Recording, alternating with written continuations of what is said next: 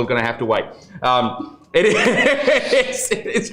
Welcome to episode 75. Noah, mate, you've been here for at least most of them, I'm going to say.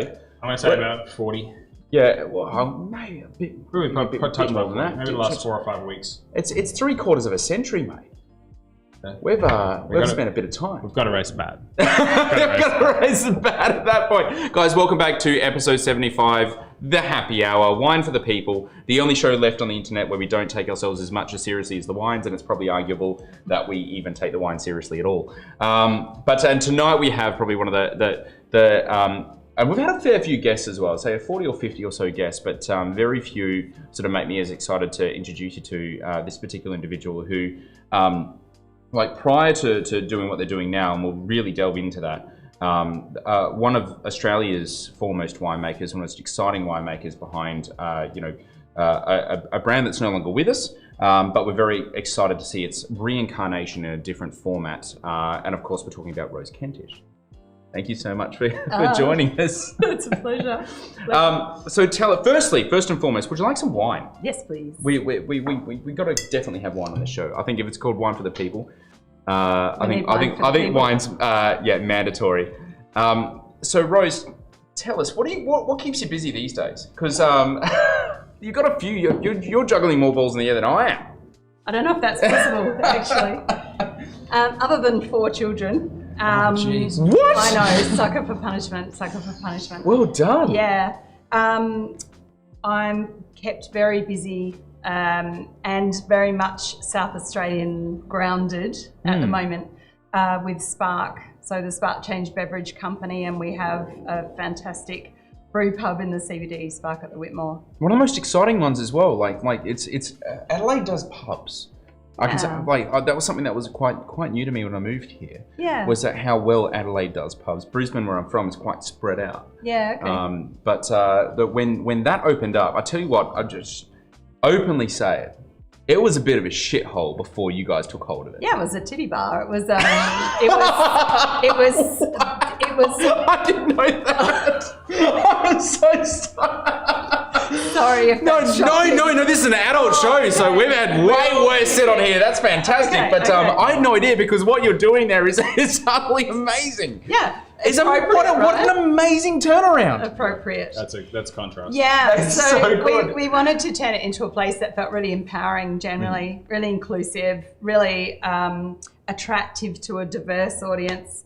Yeah. And what better thing to do to turn something that was had a fairly dark, ordinary history into a space that actually I think feels really welcoming. Oh, that's amazing.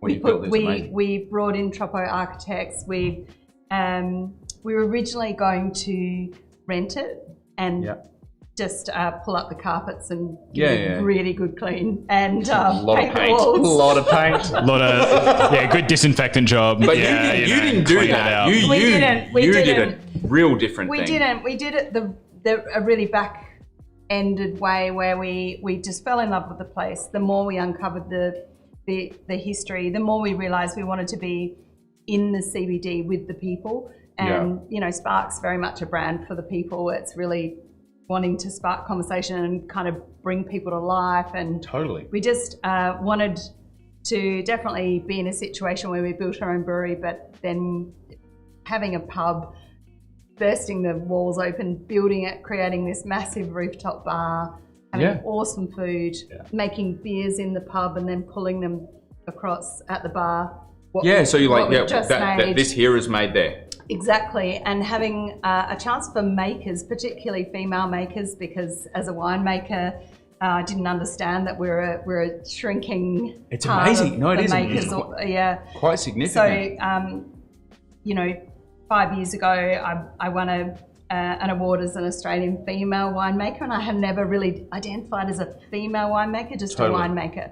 Totally. And it wasn't really until that was brought to my attention, the reason that for the award, and to try and lift up give people basically a pedestal. Give people a chance to see something that they might want to be. So if you're not stepping forward as a woman, as a maker, how can the next generation of makers see that that's a sustainable career? Could be similarly a really great place where we could take making and take female makers, but makers generally, like just Yeah. open the gates a bit more to provide opportunity. And that could be whether it was chefs in the kitchen or brewers or distillers. But it's not just females that, like, you know, females in musicians. industry, but there's so many different causes that you actually champion across the whole range of drinks. So what is the whole range of drinks? Because you've got an interesting one here. I noticed you brought it in. It's like, because we've run out of beer, and it takes a lot of beer to make one. It's like, and you make amazing beer. No, but that's okay. That's okay. This is like David Ridge not bringing Barolo. But he brought this. We're drinking a nice Kerner tonight. Well, I brought this because it makes sense as just gin distillers and lovers of good Oh, that is so spirits, cool. That is as well so as cool. being great winemakers. That this is a hard lemonade.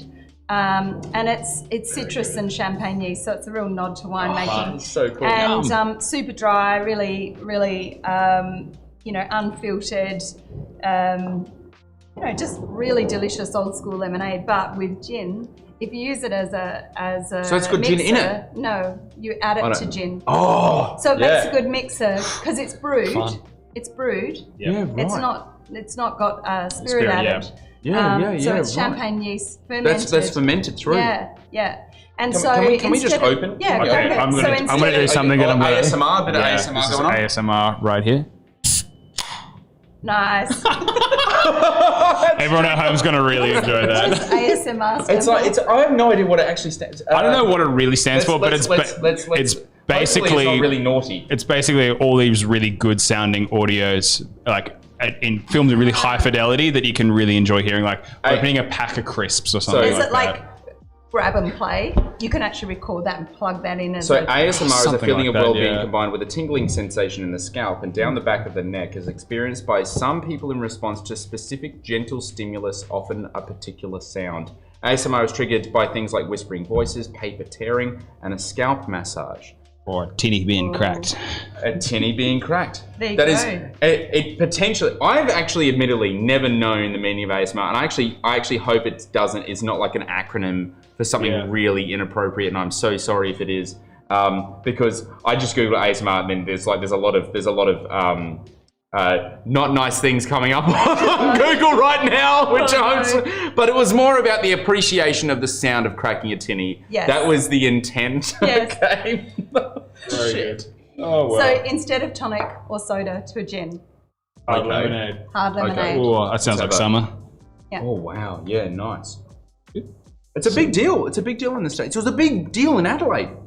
Do you know this? It's a nod back to, well, I wasn't born then, of course, but Two Dogs, right? Yeah, Two Dogs was this thing. Yeah. It was like this one of palate cleanser, refresher on Rundle Street East. After you'd had a Cooper's, you'd have a Two Dogs lemonade. Yeah, mate. Yeah. Really? This is nowhere near as sweet. It's really low sugar, low carbs. Was it sweet? Have you tried? Have you heard of? I've never heard of this. I wasn't born, but it was apparently sweeter, a lot sweeter than this anyway.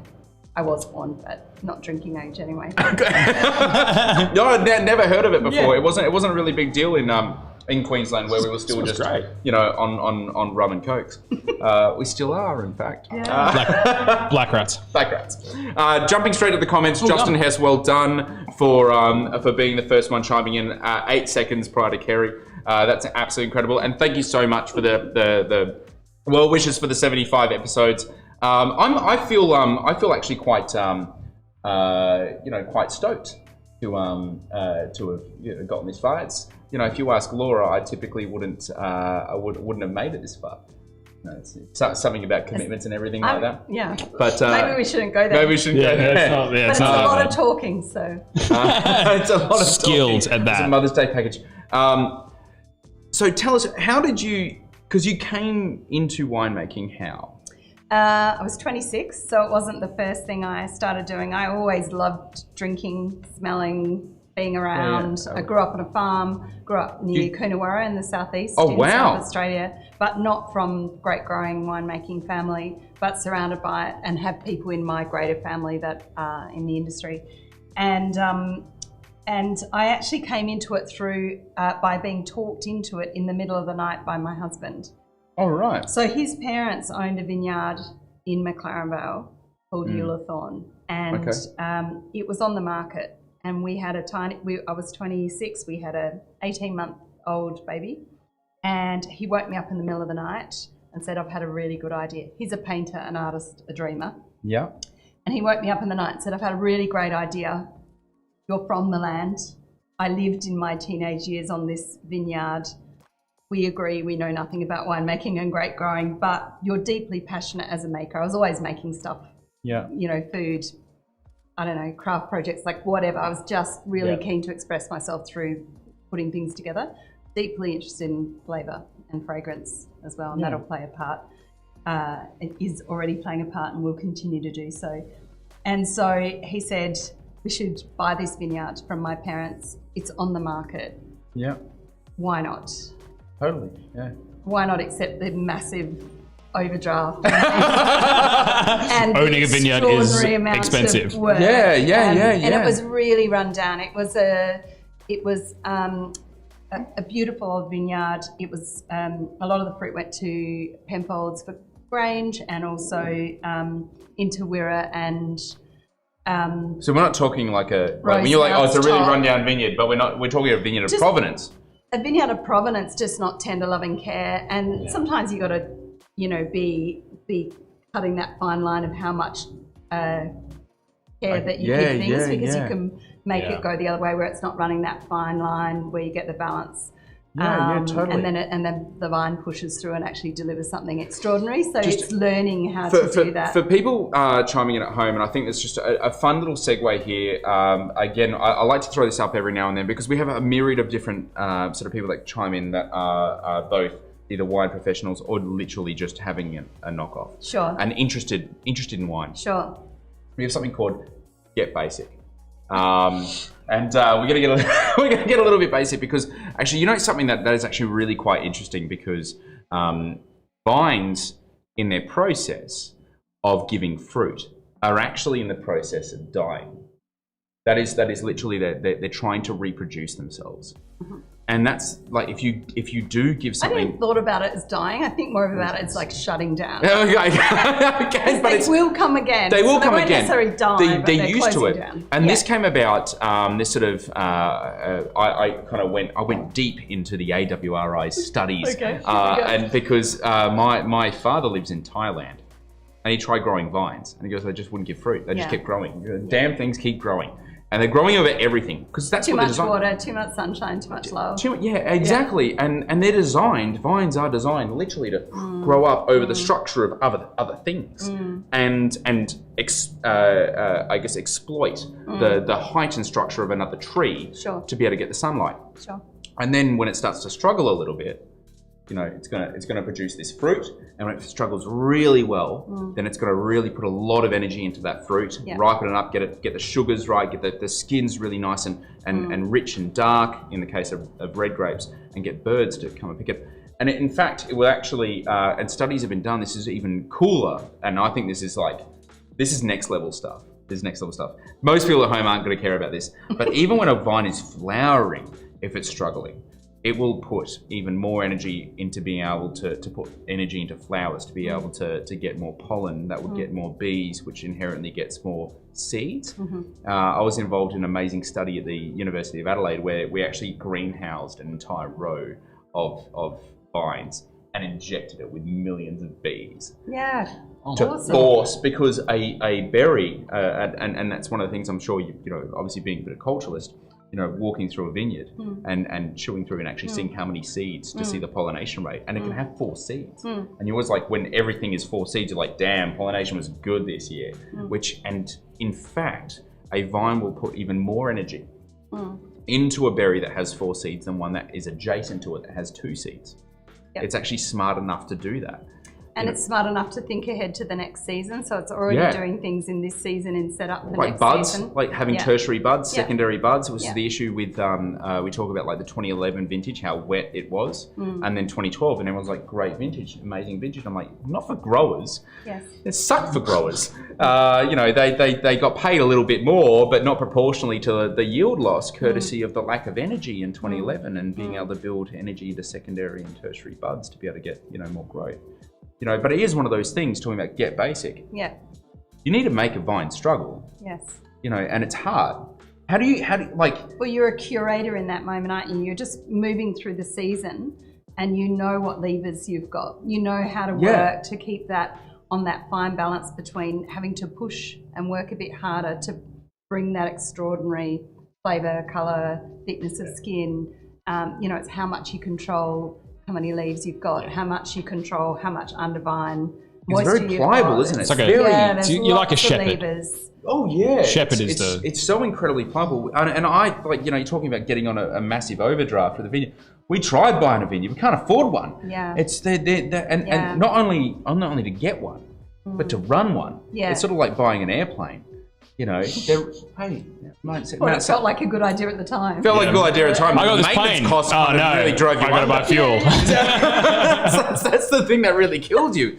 It's a lot of maintenance. It's a lot of work. Yeah. And so you started doing that. You So started. we were babies, really, doing that. I mean, you're a baby anyway, but we were a little bit younger than you guys, and very naive, but very passionate. And it was really that force, that passion that got us through those early years with some really good mentors, and both in grape growing and winemaking. And really, I learnt my craft as a winemaker to do a massive segue back.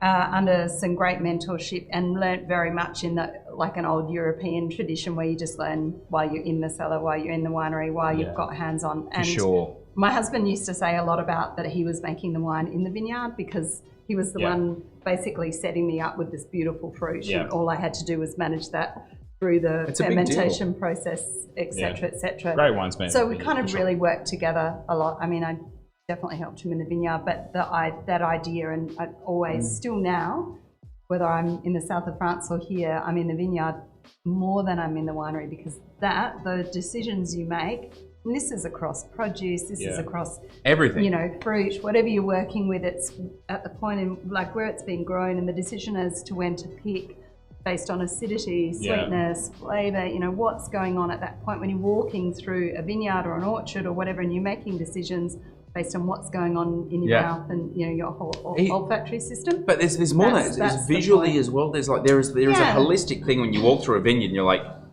I feel it's right. I feel it's right to rock and roll right now. Yeah. Yeah, and you can definitely see it. I mean, the how the grape actually looks, how it tastes. You can walk through a vineyard or an orchard, and what, particularly for me with vineyards, you know what that wine's going to taste like at the end based on what you're tasting right now. I can already taste that wine at the end. Yeah, there is a virtual visual. It's actually really good. So ever since I've been sort of essentially, I say it's been kicked out of the winery. It's not been kicked out, but Laura has well and truly sort of led such an amazing team and sort of assumed the role. Whereas my time was being dedicated, literally my boss, and I'm very happy that she's the right one to lead everything that we're doing at the moment. Plus, I get to have way more fun. Yeah, I get to have the things that I get to enjoy. Right, to just to create, to have fun. Yeah. In my mind, what is fun? Everyone has different ideas like of what's fun from the outside. No, it very much is. Amazing. I still though, when the grapes rock up. You go out and you sort of jump into the bins and you're like, whoa, this is that and that are the ones to watch. Yeah. And you're going out there constantly going, wow, this is, and you can see the evident excitement, especially with Laura as well. Yeah. Who's quite a quiet individual. Yeah. But she's definitely not quite vintage. It's amazing. Well, you're doing what you love, right? And that's that would bring animation for her because she's tasting and she grabs me, is like pulling me down to the cellar. She's like, that one, go sample it now. Just check that shit out. And you're like, nice. Whoa, that's actually really impressive. Yeah. Really, really impressive. Yeah. And it's made our time so much easier. Obviously, from the winemaking side of things, when we started to pay attention to essentially what is happening in the vineyard. But Eulathorn, because there was another thing that you did outside of that is next minute I'm seeing Rose Kentish wines from France. Yes. Yeah. Well, we go back to being 26 and my husband selling me this dream that I'm going to go and learn to make wine. Didn't matter, I didn't know, but that I was deeply passionate and interested, and he was going to learn to grow grapes. And I got to 2010, and we'd had a really poor vintage in 07 and 09. In fact, 07 I made one wine out of a range of about 8. And in 2009, I made none. Those are really sun-damaged fruit, really hot years. If you remember, were you a baby at that point? I can't remember. You probably weren't even in the state. 07 and 09. You would have been in Wait, prison. 07 and 09 were warm years? Yeah, very. Because very 08 hot. was the one that I remember was 08 was beautiful in the middle. Yeah. And 010, like it was Yeah. even 8 years. and 10 were even years, quite good were through better there, ones. but 7 and 9 were So just shockers. I moved here in 2010, Okay. and that was my sort of first vintage. It was in the Vale as well with Pam. Yeah. Yeah. Okay. Yeah, it was Steve. Okay. So basically, off the back of that, I thought I need another plan here. I need another way to continue to make wine through and not hedge my bets, but be able to still diversify, create I guess, and diversify. And I've always had such a deep love for the south of France. I've got on my mum's side French heritage way back. So I had I didn't speak French at the time. And the further away from vintage, the worse my French gets, Of right? course, so yeah, it's yeah, that yeah, much yeah. retention. Yeah, of course, And, yeah. And so I sat my now 4 children and husband down in 2010, early 2010, and said, now it's my turn to sell you my dream. And I want to go. That's awesome! Yeah. That's so good! I want to go on, basically the key project for me was to make delicate, dry, pretty rosé from Provence. I was like, I want to learn how to make this technically quite challenging, probably the most technically challenging wine in my portfolio to make, and I wanted to go and learn from the masters. And this was a normal way for me to learn. I didn't have a degree in winemaking at this point, and I was like, you know what, this makes sense to me. As long as someone would take on a female Australian winemaker that speaks really bad schoolgirl French, then we're good. Wow. And the way I had to talk it into my kids, because that sounds like a pretty cool thing to do for 4 young kids, and my husband who's a painter, but they said, well, we'd be interested for a month, like a holiday, but not a year, not as long as you need. And I just said, well, I need that time, and you're coming and you go to school and you're going to like government schools where they don't necessarily, well, they don't speak English, and to my husband, I'm sorry, you just have to set up a studio. And I was wrenching him out of, so we'd sold the vineyard by this stage, and we're living in an old flour mill down by the sea on the south coast of Middleton, and he has got the perfect life there, surfing, his studio set up in a mill, growing veggies out the back, just, dream, right? So he wasn't that keen, but I found a place on the internet through Google Earth, looking at it like on the internet and then looking through Google Earth, that popped us smack bang in the middle of the south, in the Gard region, sort of between Provence and the Languedoc. And I thought somewhere in there, someone's going to open their doors and let me come and do vintage with them. Wow. And I didn't have any contacts, but I just started that process, and it took a few months, and it took some really creative ways to get in front of the right people. But in the end, I've continued now. So if I can get to France this year, and of course that's all on the cards at the moment, and I may have to skip a vintage, which will be sad for me. But I've just done my 10th vintage, going back to the same 2 families. But I ended up in Provence and Corsica, the island of Corsica. And Corsica for me was about making rosé obviously in Provence, and then saying, okay, well, while I'm here, I don't make white wines. I do now, but I didn't make white wines out of Macquarie Vale at the time. Because in the Vale, it's not really like... It's not our core kind of variety or premium varieties that we would go out with, and Eulathorn was all planted to reds, and that was I learned as a red winemaker. And a very good friend of mine who's French, a winemaker, said, well, I think you need to go to Corsica. I think there's the person that I want to introduce you to would really get you, and they're very much terroir-driven winemakers, and I think there's a lot for everyone to learn. And so I went down and met the family and hung out, and then they've just pulled me in, and so I've gone back every year and stay on the vineyard. And the difference in the temperature and seasonality means that I can do Provence, make the rosé, spend a few weeks there, and then go down to Corsica and spend a few weeks, and I make a white and a red on the island of Corsica. And then I bottle them, label them, and bring them home each year to show what I've made, and to have the conversation between what I've learned in the south of France and what I love about it, and terroir and experience, and That's just that's like mind blowing. Yeah, can we do that? Can we do that? Yeah. Yes, can we do that? That sounds awesome. It is amazing. I offer to carry my bags, I must say. It's, yeah, but It's I do so take cool. a child with me each year, so it wasn't some random thing that their mother dragged them halfway around the world 10 years ago. Yeah. And now they come back as teenagers and early 20-year-olds actually helping and doing vintage. And if I've just got one child with me, I can manage that, and Yeah. they can manage me, and it's perfect.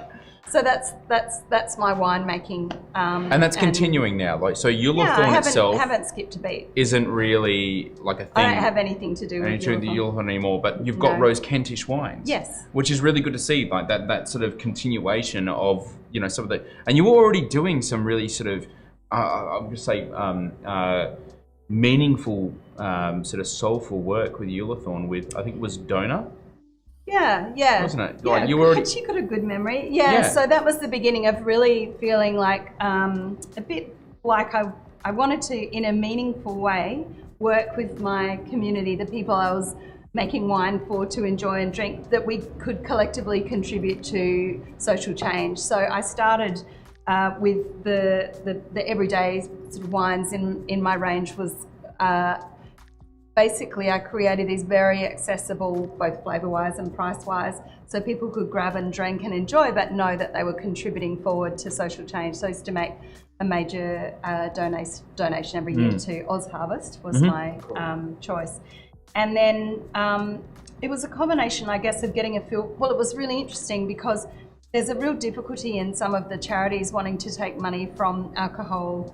Of course. Yeah, no, Providers. we had that same issue. Yeah, so Yeah, it wasn't a yeah. public donation, it was just what I was doing. Yeah. It was Yeah. just, you know, and I thought long and hard about that. I think that's a really interesting thing to talk about. We don't talk about it in society, that it's okay for high sugar, you know, drink companies to be openly able to contribute and have that social value exchange, but not okay for alcohol companies that are doing good. So wow. I think there was, you know, the building towards founding and launching Sparkke has come through a whole lot of things. It's come from, you know, winning awards as a female winemaker, and that being a thing. The fact that 10 years ago or 15 years, hugely Really? That's a good stat. yeah, but at university it's 50-50. So 50% men, 50% women are studying oenology, Yeah. but 10 years later only 8% are still winemakers. Are still And the winemakers, industry yeah, really wow. needs to look at why. Okay. And why is that the case? What support is not in place? Yeah. If you're 30 and have other interests or want to start a family or Yeah. whatever, how does Yeah, that work? where's the within, support sort of yeah, when for- you're for that pulling particular 18-hour thing? days during vintage or whatever it looks like. Because there is that sort of thing that you know, people talk about, and of course, you know, we don't have a family of our own. But you've got you know, other interests, so it's just that balance We've- between we've- all the other things you want to do. But there's that saying, Although don't you have may a not vintage remember baby. what they were at the No. But there's the thing, like, don't have a vintage baby, don't have a vintage baby. And it's like, why is that a problem? Like, why should that be a problem? Should that even be, is that even a thing? And you know, talking to and I won't put words in Laura's mouth, but you know, Laura's had a very distinct experience sort of coming up and was afforded some amazing opportunities, just happened to be lucky to work with amazing people that afforded her the opportunities to jump from the laboratory, which is where, straight into the cellar. Yeah. And then straight into like red wine production, and really quite supported to be able to do that. And then like even now, like I think if you asked any member of the team, now Laura didn't even study winemaking. I was the one that did that. Laura studied agriculture. And then I became really passionate about agriculturally what we could do with things like native ingredients and the change we could affect on that space. Yeah. Whilst Laura became one of the most amazing winemakers I've ever met. Yeah. And I think everyone on our team would definitely agree. You know, that if it was in between her and myself looking after the wines, they'd much prefer her. The quality increase has been remarkable. She's a very good winemaker. Don't hold back. She's a very Yeah. she's a very amazing winemaker. Yeah. Very intuitive as well. But we still very much make the wines together. Yeah. You know, sit down and go through stuff. And you know, we both have our strengths and weaknesses. But I think that the really cool thing about working with each other. And also, I guess, being married is that we can also be very vulnerable with each other. We feel very comfortable with that. So we also know exactly where our strengths lie and where, particularly Laura's red wine making game is off the hook. I personally prefer white wines, and so I'm sort of much more attuned to things like acidity and stuff like that. And it's a tit for tat. It's really quite fun. But we're literally halfway through, and I'm really excited by this because you brought a wine, and Rose has even bragged how difficult it's going to be for me to be able to pick up this wine. So I'm really excited to actually buy it because I want difficult wines. I don't want simple ones. I want wines that are going to teach me something. I want wines I am definitely going to fuck up. Really want that. No, seriously. I hope so. There was just a red herring about the red wine out of Champagne. Oh, really? The Champlete. Yeah. Oh, what? Oh, well, with John O'Hersey. We're going to use it as a red herring. Red herring. Wow, this is going to be really crazy. Oh, cool. I'm excited. I'm excited. So, obviously, I forgive me, because I didn't realize it was Corsica. I actually initially thought it was Sardinia because you do a Vermentino. Yes, right? but Vermentino originates or is indigenous to Corsica. Sardinia, and down the bottom part of Italy. That's right. And so actually a lot of the varieties on Corsica are also in Sardinia and the south of Italy, Sicily. But the way that they approach the winemaking can be just a bit different between the islands. Corsica's under French rule, so and they speak French, but they speak Corsican as well. I don't understand a word of Corsican. But there is some influence both from the food and winemaking techniques, also from Algeria, so that's really fascinating. Really? And whereas Sardinia and Sicily, I think, is very much plugged into much more of the Italian varieties and processes through winemaking, whereas this huge sort of farmhouse French influence, but with varieties that are. So my white wines are Vermentino, where it's Vermentino. And there's another synonym though. There is another synonym in Roll, France. Roll. No. R-O-L-L-E. There's another one. For Vermentino in France. Let's Google it, because as you know, with so many varieties, there's often it's either a synonym or it's a close relation, so it's a different wine. But in the south of France, the Vermentino is called Roll. Got it. Favorita was the one that I was thinking of. Favorita. Oh, okay. That's I'm always Piemonte. Yeah. All right. So put in the comments down. No one knows what the wine is. He's going to let y'all know what the wine is. Have you played options before? Yes. Options. Would you like to ask the questions, or would you like Noah to ask the questions? No. I'd like to be in the same situation as you. Yeah, I've switched the bottles behind the scenes. I'm not competitive at all. All right. Makes me so terrified. This is going to be tough. We can both be so wrong. Alrighty. Is this a red wine or a white wine? Straight off from, and I know plenty of, wow, this is fun. This is really fun. Okay, for those playing from home, I know there are a fair few of you that actually listen to us via podcast. So I'll do my best to be able to sort of describe what I'm tasting, I guess. Firstly, there's a headiness on the nose, and I don't mean like sort of it's aromatic. It actually feels dense and rich, and in particular, upon tasting, tannin is super full. This is a tannin monster. Ooh, boy. This is Nebbiolo Barolo like tannins. This is fun. Yeah. I love this. This is really good. So on that premise, I've just never seen a white wine with this level of tannin. I'm going to say it's red. Yeah, agree. It's red. Could have been some crazy orange wine. Actually, for me, I often see flavour in colour. Yes. Yeah, same. Yeah, synesthetic. So, yeah, I am. And for me, this is kind of like that really punchy, kind of almost crimson purple colour in my brain. It's just... For sure. It's like an aging plum colour. Yeah, okay. But with some really... It's got some life left in it. So that's the crimson-y bit. Yeah. Alrighty. Is this a single variety or a blend? I think it's a single variety. I think it's a blend. It's a blend. Wow. Okay. All But right. you brought this wine. You know Oh, what this I wine didn't is. know that was the one I brought. Is this the one I brought? This is the one you brought. Oh no, we'll play that later. No. You Don't have worry. to select from these No, three. I know where I'm going. Right, so I didn't realise this is the Yeah, that's right. That's right. Okay. I got this name. How does this work if I know the answer? No, you're not playing. It's fine. Someone's Well, telling you're- me. This is why I'm going to You're- ask you the question. Your job is to I haven't won. Sorry. That's all good. Played options That is before. so where good. I've been Yeah. That is yeah. so good. I'm sorry. Yeah. All right. Nah, it's You all can still good. play though. I'll let her answer first though. waiting. No, I'm going to yeah, let her answer first. Chuck in red herrings. Chuck in red herrings as much as you possibly can. Is this New World or Old World? I think it's Old World. Yeah, it's definitely Old World. It's got a dustiness, but for me, Yeah. like you can tell. And this is the unfortunate thing, in my opinion, and I think it's very much my opinion. Only a select few. Like you can tell an Old World wine based on its level of ripeness, its pristineness and acidity, and I mean the sort of distribution of acid. So it doesn't feel blocky. It doesn't feel like there's been an overt addition or something.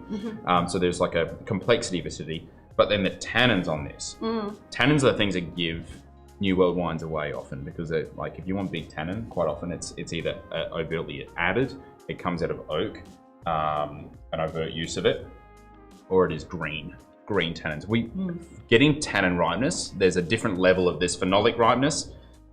And I'm going to say, like, phenolic ripeness is tannin ripeness. So I appreciate that, but there is a greenness to the actual feeling of tannins. These are ripe tannins. This feels, honestly, this feels like a Naldo Capri Sagrantino. That's why I said it was a single variety. It feels like because it doesn't have the deftness of Nebbiolo. It has a density and a power. There is a heart to this wine, a mid-palate weight that is really fleshy. Can you get that that kind of almost like a ripe cherry thing that's in the middle For of sure. this? Like, it's so interesting, isn't it? For That you've got sure. this kind of dryness and tannins, but then you right in the drop, right This in the is middle. this is a fascinating like wine. a And you were like, singing. you're not going to get it. I'm not sure if I am, because it's actually quite like, you think something with the tannin of this, you go straight to Barolo Barbaresco, but it doesn't have the fruit weight is so rich, so dense. So you can't go sideways. You've got to go south. And I don't know anything that comes north of Italy that even is remotely so ballsy on tannin as this thing is. Maybe some derivative of Cabernet. Maybe, but I doubt it. Okay. Let's rock and roll. All right. We're going to skip the country game. We're going to play a different variation. We're going to play Guess the Island. But Is this from the island of Sardinia? Is this from the island of Corsica? Is this from the island of Sicily? Jesus. Okay. So basically, Corsica, Sardinia. I have not had any. I'm gonna say play the woman, not the man. Play the woman. I'm gonna say it's Play probably the safe game. play the safe game. I'm gonna say it's Corsica. I shouldn't have told you that I work on Corsica. Yeah. See, this is the thing. It's like you should have saved that. Kept that in the pocket. I'm gonna say it's definitely like, but there is also like there are other islands that have produced wines like this that are closer to This Sicily. could, yeah. And for everyone that's hearing the construction noise outside, I'm terribly sorry. Yeah, it's quite frustrating. It's very frustrating. Something about building a building. exciting. It's very exciting. Yeah. But no, the Aeolian Islands, outside of those islands that you named, Auna. Have you ever tried Auna? No. Hauner. Produces wines like this. It's evidently not that. It's definitely Corsican, I guess. Not because I can taste it, because I know you work there. I actually, if not knowing that, I wouldn't have guessed Corsica. Yeah. I would have guessed Guessed Sardinia, Sardinia, and I would have said Cananao. Yeah, That's okay. what I would have gone with, Okay. which would have been wrong. But just being far fully transparent, not far wrong. So I'm cool, Corsica. Because there's Yeah. strong relationships, as Yeah. we said, between the fruit that's grown across all those three. Yeah. Okay. Yeah. Okay. Yeah. Yeah. That's why I want it's to play very the cool. island game. That's Very exactly Because, it. you know, It's a gift. That yeah. question was And a gift. Cananao is Yeah. also a synonym for Grenache. Yeah, I think you're right. Grenache. We can, I also haven't Carignan. had Grenache that's had the tannin of this. I just don't know what this is. This is gnarly. This is like a really fun. You could Yeah, no, tell so us Cananao- what's not in there. Yeah. Jesus Christ! So- It's like here are 20 varieties. It's not a fruit salad, but I just was trying to help you out. yeah. There's 4 varieties in here. Yeah. Wow. Okay. Do you have a punt? have a pun at some of these varieties? I don't know Corsican wine that well. I don't know. Yeah, It's, okay. you know, it's not necessarily at the forefront of my mind. But firstly, you know the varieties that are in there. Yeah. Right. Are there varieties that I would be able to, in your faith? Of There is at least 2 varieties in here that we've had on the show. From Corsica? Or just from... Oh, just in different experiences. Yeah. Yeah. We've not Corsican wines, but maybe... We've definitely not had a Corsican wine on the show. English wines or... Australian wines, Yeah, right. Nice. French wines, There you go. Italian Just wines, who some knows? clues now. No. I think it's honestly the fruit weight and the tannin is leading me more towards, wow, that is like such drying tannin. That is like a lot of fun. That is Goes a bit leathery too. Like it's got this gorgeous kind so of cool. leathery quality, which I really enjoy. I think it's like Rhone. I'm going Rhone based varieties on this one. Like sort of Grenache Syrah. I think there's Syrah in this. So fleshy. Yeah. So gorgeously Yeah. fleshy. And it's got that really lovely juxtaposition of like bucket loads of flavour and some really interesting spice laid through there. That is so cool. That is such a cool wine. What It is a cool the wine. hell is in this? So we've got Grenache in there. Cool. So well done. We've got some Minestrel. Oh, Beverage, Matara. Yeah, so we have had it on the show. Yep. We've got some Shack. We've got some Chacarello. It's Sangiovese, isn't it? Chacarello? Yeah. It's a synonym? cousin. It's a cousin. It's a different variety, cool, but it's cool. Yes. I like that. That's really awesome. some Nicello. Wow, that's really cool. Pretty fun. I would never have gotten this. You were totally correct. Yeah. If you picked that, you would have been a That freak. is. Or had this wine many times so before. This is a savant. That's really cool. So tell us about this. What? So I brought this back with me from Corsica. So you can't buy this in Australia. Thank you. Pleasure. This is made by the family that I make wine with on the island of Corsica. The domain is called Domain Vecchio or Vino Vecchio, which Vino means Vecchio. old vines in Corsican / Italian kind of expression, but Corsican. These are varieties that are indigenous to Corsica. Corsica actually had a huge amount of indigenous grape varieties across the island until about 80 years ago. How big's the island? Like in reference I feel to like like. it's about the size of Tasmania. And it's Jesus. got, Okay. and it's Yeah, got big island. Yeah, and it's got a huge. It's mainly mountainous, and the mountains kind of run north south, and the highest peak is about the same as Mount Kosciuszko. So they do a little bit of skiing, but it's not really like. What do you agree? Was it 1,200 meters? It's about 2,000. But 2,200. Yeah, 2,200. Yeah, so it's about the same as that. Yeah. The vineyards are, some of the vines are grown on ancient seabed.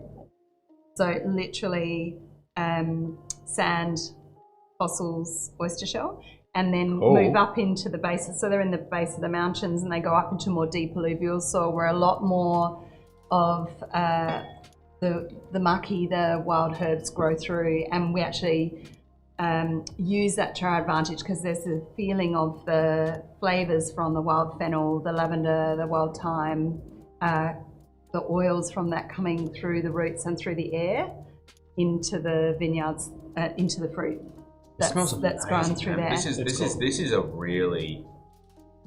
This is one of those wines that, and look, there are wines that make you. It's a bit of a funny thing. It was described to me from Tim Wildman, amazing MW and friend of mine. There are wines for your head and wines for your gut, you know, and there are wines that you're taught that this is what you should be tasting, and they said it, and quite often on this show we'll often see for some reason we're all frozen on everything.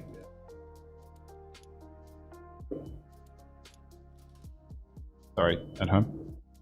Sorry for the folks at home. I'm gonna try to figure out a way to fix that. Give me half a tick.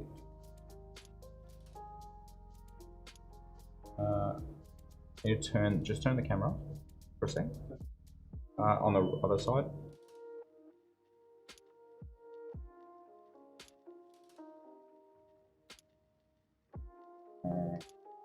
That's a new one, actually. Yeah. For everyone playing at home, that is probably the newest one. But we are definitely well and truly back in motion again. It's one of those things that's so unfortunate when people are frozen. They look typically terrible. Yeah. So I'm sure we both looked utterly terrible just then. But like this particular, it'll take about 10 seconds to chop back in. Yeah, we're good. And then, sweet. This particular wine, though, actually reminds me of, it's weird, it's like reminds me of my childhood. I spent a lot of time sort of just really lucky growing up in with travelling parents and in sort of Chianti and Greve in Chianti. And this one of those wines that I just feel like sitting down and spending a bit of time with and just kind of smelling for a while. And when you think about food, you know, I'm one of those people that thinks about food when I'm making wine and think about wine when I'm making food. So they have a very strong relationship for me. Oh, for sure. And for most makers, I think. And when you understand the food that the people eat in Corsica and the southern parts of Italy and Sardinia, they're really drawn to the oily, fatty meats, and so I think that's the acidity and the tannin it's just perfect for just that. cuts through that. So is it oiliness. being an island being an island? Is there a lot of like saltiness? Is there a lot of like? There's definitely with the fruit grown lower down, you've got that sense of the maritime influence. So I make a Vermentino and I pick the fruit actually in 4 different parcels usually, 4 different parcels across the vineyard because the soil changes and the elevation changes so much. And the fruit that I pick on the section of the vineyard that's low and closest to the sea and is growing in sand, that fruit I actually pick quite early on in the period of a couple of weeks, and where the acidity is really singing, it's quite high, and you've got that sense of minerality, which I think is in this wine as well, and there is a briny saltiness that comes through.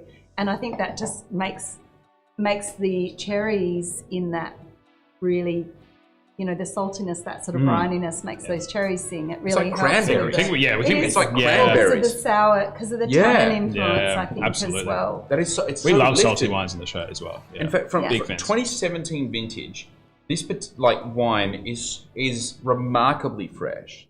Yeah, it's travelled We're talking beautifully, like actually, 10 given to it's come in my 15 years. suitcase. as Seriously, well. this is like Yeah. this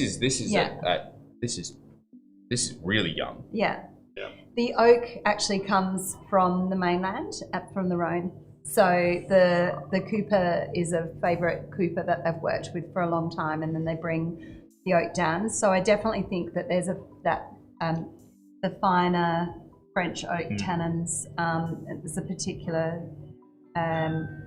maker that sources this really beautiful oak. So it just and Jerome, the winemaker's worked really closely to understand that he was making wine on the mainland for a lot of time as well. So he's got a really good handle on thinking through what oak works with this style of fruit, because this is very there's a humbleness to each of the varieties when you taste them on their own. There's an authenticity, like they are very they've got a generosity, each of the flavours, and how they play together is very unique.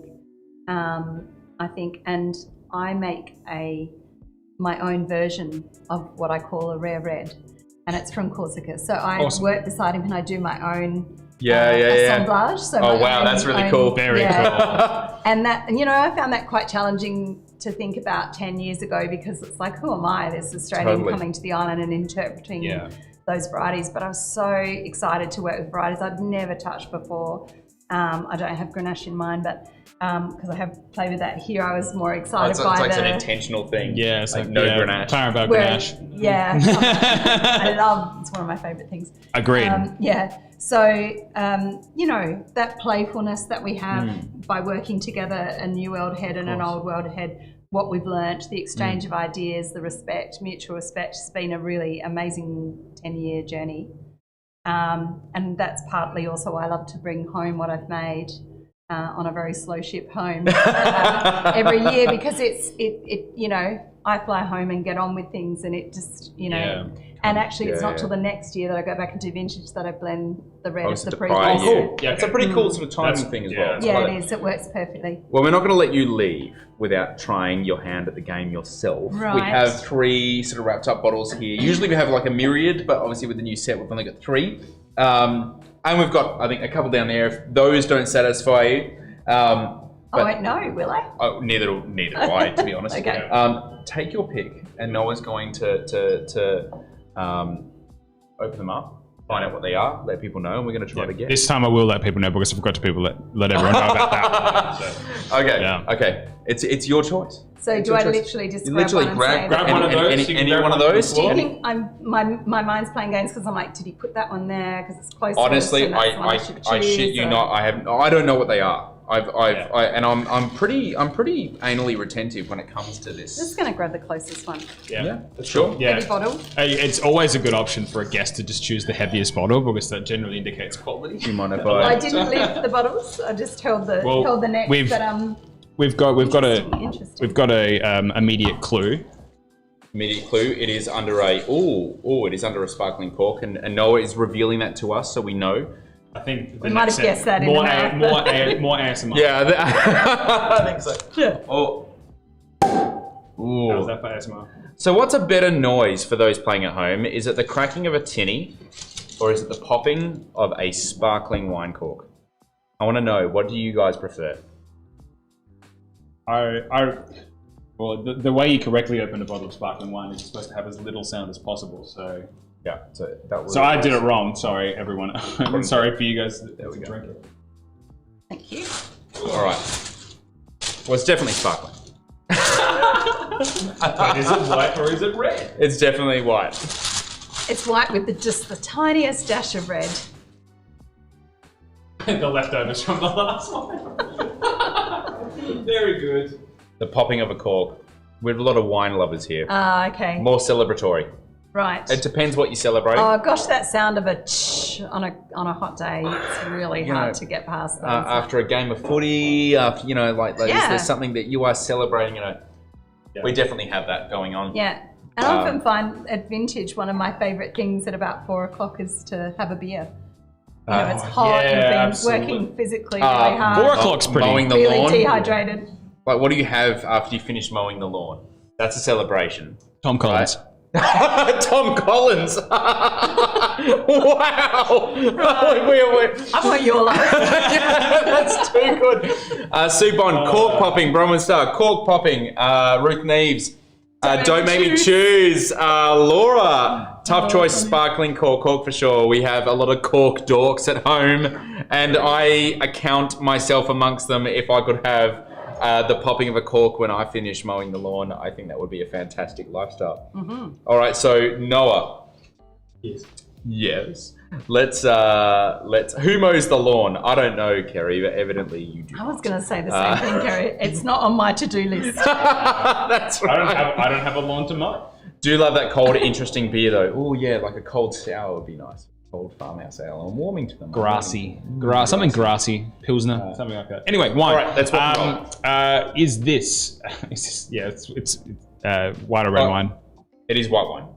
White wine. Cool. Comments are down.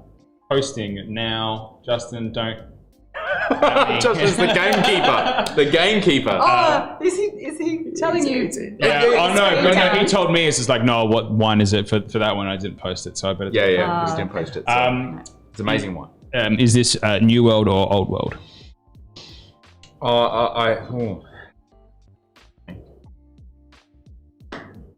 Yum. By the way. Very tasty. It's got a really nice flinty nose, doesn't it? It's like struck match. It's like salinity. I haven't tasted it yet, but saline. I'm gonna go saline. I'm going Old World. Yeah. For this. I don't know what it is, but I think it's Old World. Wow. It's kind of stone fruit. It's a bit peachy. Yeah. But it's got that salinity, and I'm quite struck by the sulfur on the nose. kind of really speaking to me at the sulfidic, moment. isn't it? No, you're right. As in, like, it's reductive. Yeah. It's overtly reductive. Yeah. There is. I'm not sure whether or not this is a. I mean, it's finer than a pet nat. I don't mean that as a better thing. It's just it just is. Yeah. It's dainty, like more so than a pet nat would be, which would be quite overt. But I still think it's old world. Is my call. It's got quite a fine beak. Yeah, it's good moves. Yep. So that also would make me think it's old world I as don't- well. I just Although don't know that's anyone- more about technique, as we know. Yep. But I don't know anyone in Australia that's doing this. That would be possibly doing like a wine that's reductive, you know, perhaps a little bit microbial. Has he? That's doing some has he? No, sorry, red herring. where are you taking that? You don't even know. All right, what do you reckon? I'm even just trying to think through like what varieties are in there. On donk.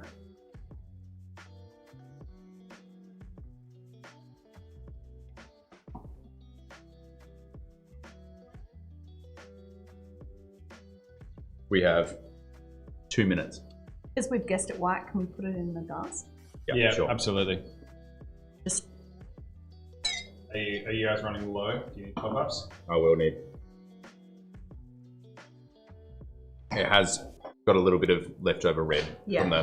that might be Don't cry. part of the red herring thing as well. Perhaps. Let's go again. Just go straight. Are we to allowed this. to do that though? Yeah, absolutely. Yeah. Ah, look at the difference. Oh my god, Yeah, it's a it's not different rosé. wine. It's All not pink at all now. I can All right. taste the dash of red in there. Are you guys both looking at old world? Yes. Yeah, it's old world. Oh well. Okay. Yeah, is this France, Italy, or Spain? I think it is Spain.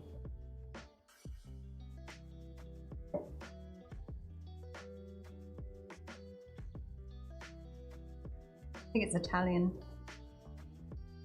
It's Italian. Nice. Very well done. Nice. Hey, where did this come from? I have to brush up on my sparkling regions of Italy. So there's Prosecco. Yeah, of course. There is Franciacorta. And there is Moscato d'Asti. Yum. There is whatever you're going to tell. Spumante. It must be a spumante of some kind. Spumante is a style, not a region.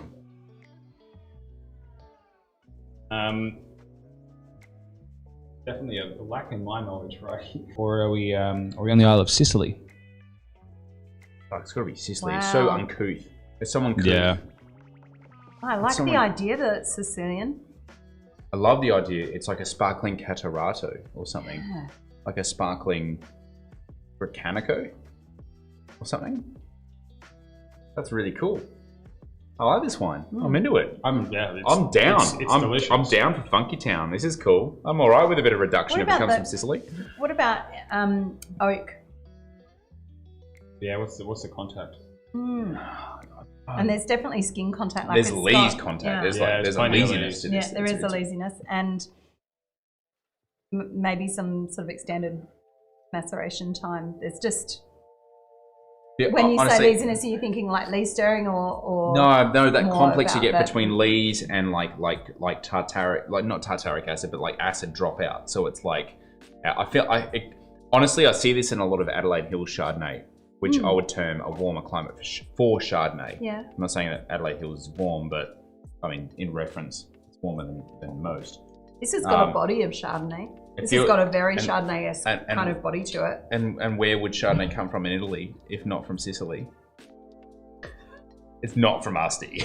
Far out. That's from Asti. Yeah, wow. No. And Prosecco? It's ripe. Really? It's kind of riper. I feel like it is south. Can we say? Yeah, let's just lock it in with Italy. Is it Chardonnay or is it Catarato? You asshole. Because Sicily? Yeah, we locked in Sicily. Yeah. It is Sorry, Sicily. yeah, Sicily. Yeah, you guys both Yeah. went with that down Sicily. that path. Yeah, I'm gonna go with the Chardonnay. Is it one variety? It's a single variety. It's 100% of No, one variety. Chardonnay. Yeah, I'm gonna go with Chardonnay. It's Catarato. Oh, named it before. Should have stuck to my guns. It's made in a Blanc de Blanc style Yes. with 20 months of Lee's contact. Jesus. Yeah, so we're on the money. Yeah, we're on the money. Yeah, Oh, you we're were pretty good. in We're- such a ballpark. Yeah, definitely quite a difficult wine to for me to play options with, especially with having zero experience with anything like this. And it's amazing. It's a cool wine, and you've done really well. And it's also a non-vintage as well. Yeah, I guess non-vintage. And on that note, we're 2 minutes over time. This is Alessandro Viola. It's actually really cool. Metodo Classico. So we're talking about a champagne method. Pas dosé, so no dosage. Catarato Sparkling. Who brings this in? This is fun. Gorgeous. I don't know who brings this in. I'm going to find out for you. I'll post it up. I reckon it's lo-fi. It's lo-fi wines. Yep. They've done a marvelous thing with this particular product. Vino Spumante di Qualità. That's cool, man. Yeah. Sparkling Catarato. Yeah. From gorgeous. Sicily, man. I'm into it. I like the fact that the email on the back is Gmail. We know that this is a Gmail. No, I'm not knocking it all. It's a small producer. Probably a small producer. I have a Gmail. That's all right. So, guys, on that count, we are over time, and Henry is ready to press the go button. Got an absolutely amazing night tonight, actually, out at Gin Palace, and I don't want to be cutting into their precious time. Rose, thank you so much. Cheers. Pleasure. It's been a pleasure listening to your story. What you do is an absolute credit to the industry, and just keep, and open up the Spark. Obviously, it's open now. Oh, the Whitmore's open now. We're serving dinner.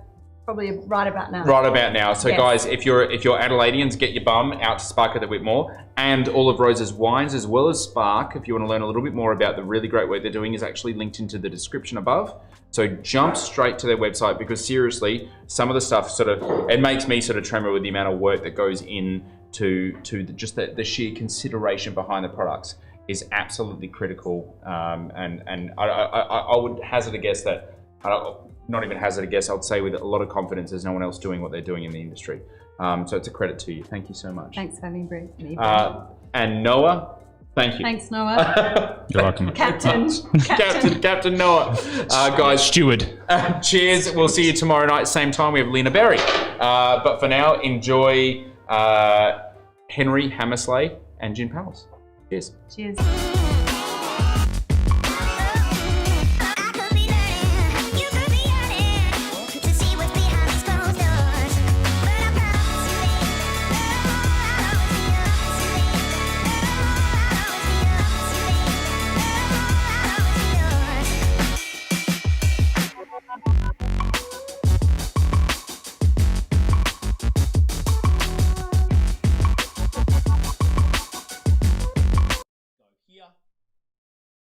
And we're gonna go live there. Beautiful.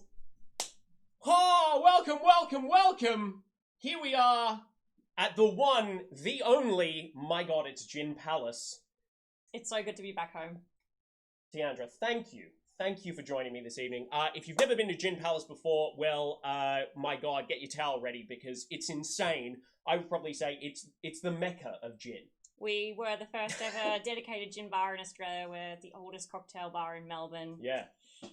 It's pretty amazing. Like, if you haven't been here, definitely, if you are in Melbourne, make sure you head to Gin Palace, because it'll blow your socks off. Well, there's nothing like a 90ml martini and a chicken 100%. sandwich. Oh my goodness. Oh, your 90ml martinis have ruined me before here. A couple people over the last 23 years. We've done it once or twice. Absolutely. They keep coming back for more, though. 100%. Well, anyway, so tonight, oh my goodness, it is the next. It's our second night of this fabulous homegrowning week. We're gonna push the boundaries, but we're also going to talk about Negronis in general. Now, you said before that you weren't actually a massive fan of the Negroni. Now, not so much. Yeah. So why is that? Is there like a particular reason? Do you prefer other cocktails more, etc.? I'm a martini drinker through and through, so if you add any more gin to anything, I'll probably enjoy it a little bit more. Yeah. So I definitely have a bit more of a sway into a less rich, less bittering style. Yeah. I do enjoy the Negroni. I've never been a fan of orange flavour. So Okay. I do find the Negroni to often have a little bit too much orange. Yeah, cool. And I like a lot of gin, so Yeah, 100%. double the amount of gin. Absolutely. Let us know what you are drinking tonight. Hopefully you are drinking a Negroni with us. If you're not, let us know what it is.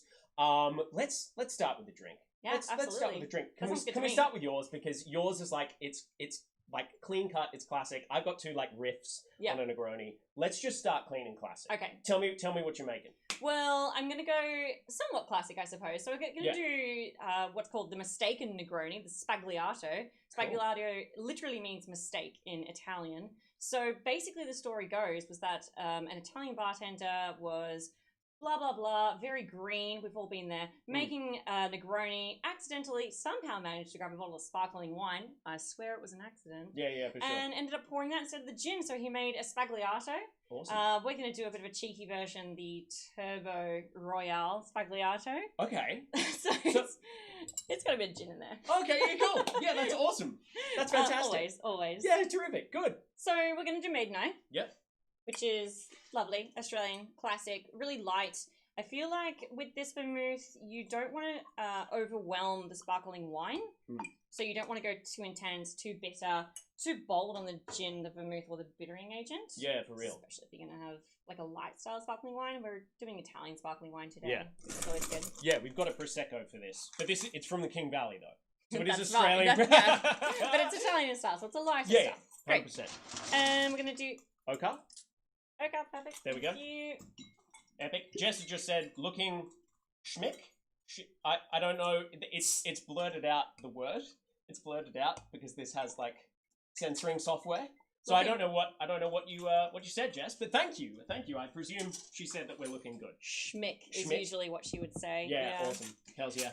And some gin. So we'll just use my ultra favorite, Sipsmith. Yeah. Super, super classic. We don't want to go too intense. As much as I love a Navy strength, of course, who doesn't? Yeah. We're going to go nice and classic and citrusy. Yeah. And then we'll ice it up first because we don't want the bubbles to dissipate at all. It's kind of like a perfect marriage between a really, really boozy Americano and a Negroni, which is really fun.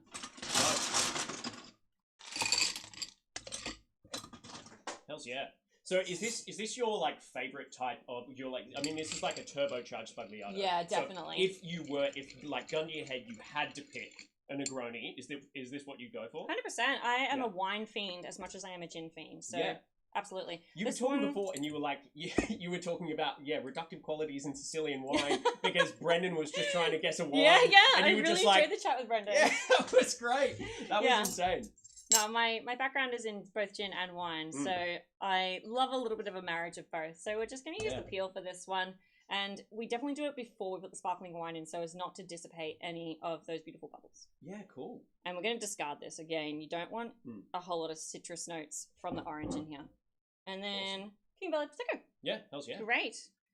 And it's pretty much yes. all equal measures. So it's Okay. still that classic Negroni formula of equal. Yeah. I did 20-20-20.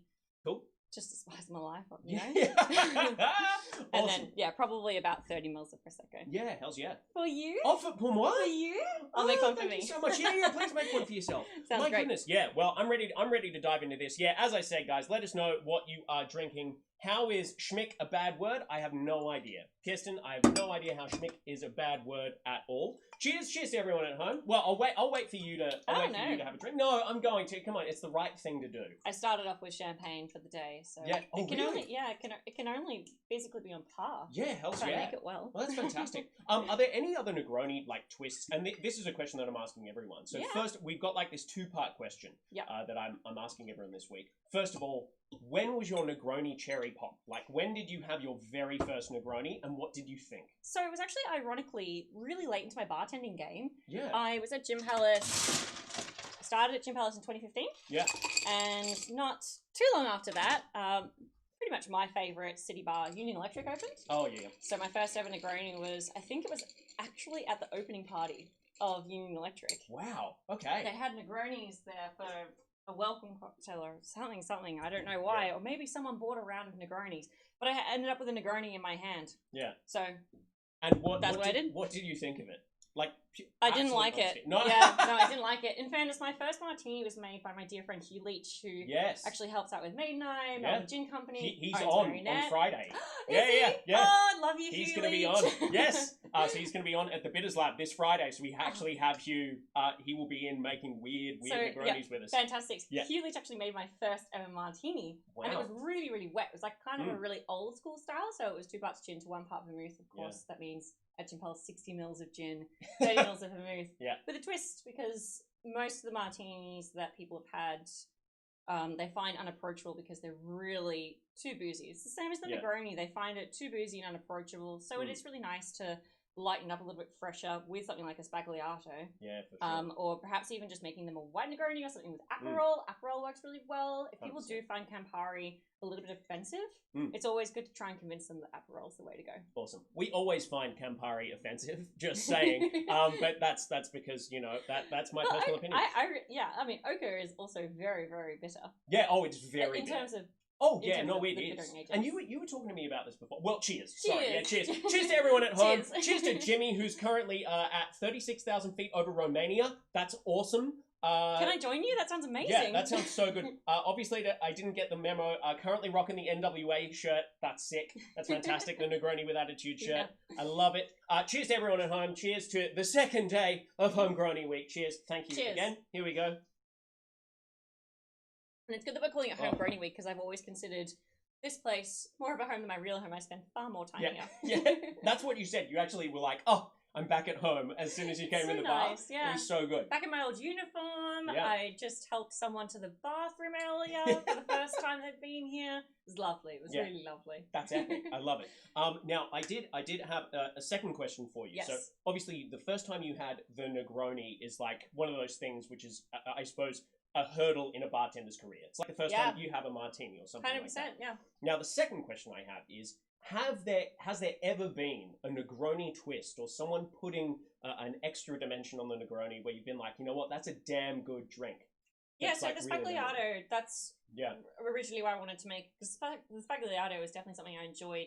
Actually, Ella Nielsen, another ex-Gin Palace staff member, she actually introduced me to the Sbagliato style. She introduced me to the Turbo Royale Sbagliato, I should say. We used to have a Sbagliato on the Gin Palace list back when I started in 2015. And her favourite was to always add a splash of Taittinger, of course. Oh, yeah. Awesome. Yeah. To our classic Negroni. So that kind of allowed me to see a bit of a softer style because I did find it really in your face. Yeah. It is pretty offensive when you first have it. That is for sure. And do you think? Sorry, pardon me. What were you? No, not at all. There's been some interesting sort of twists that my colleague Jess Clayfield has done. Though she's done a couple with absinthe through vermouth, which are really beautiful. So it's a little bit more focused on the herbaceousness rather than bitterness, which I really enjoyed. Yeah. And that was more of a white style. But there's so many different variations. It's a wonderful thing about the Negroni.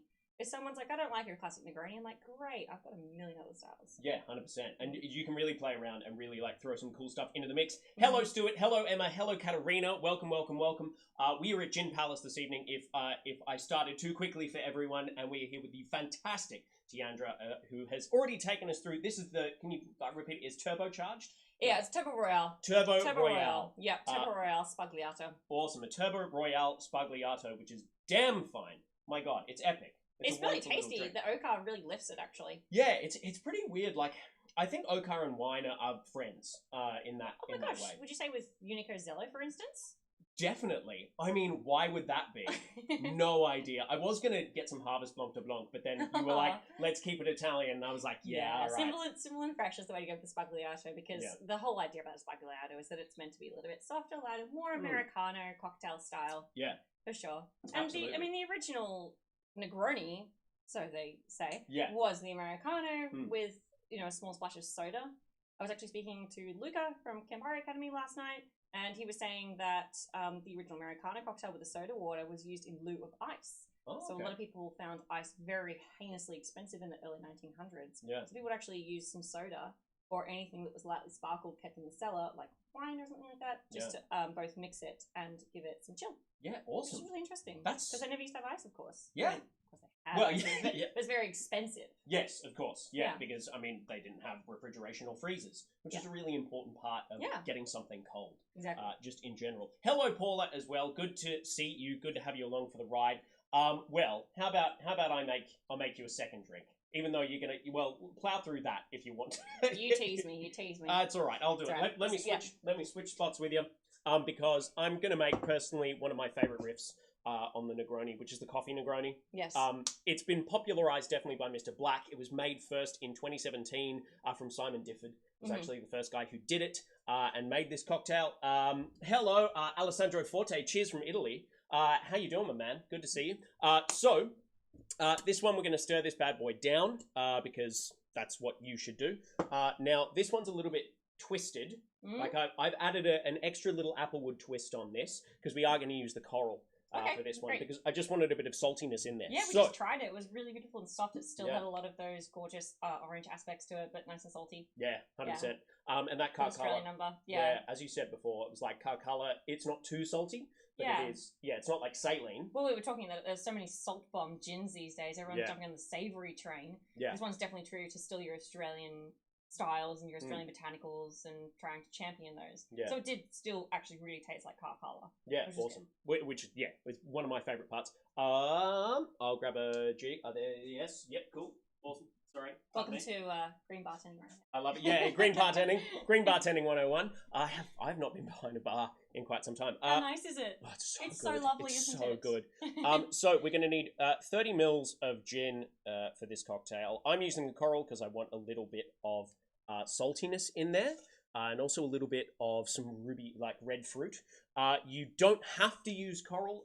Use whatever gin you've got lying around the house. I was just going to say, we at Gin Palace here do a beautiful saltbush saline solution. Oh, yeah. Which, if you just use the regular applewood and then a couple drops of the saltbush saline, that would lift it. That'll do really, really well. Yeah, or if you don't have a salt... It's so easy to make. You just boil up some saltbush and put a little bit of salt in there. Oh, okay, yeah, and you can make it a tincture as well. Yeah, awesome. Saltbush is super easy to get.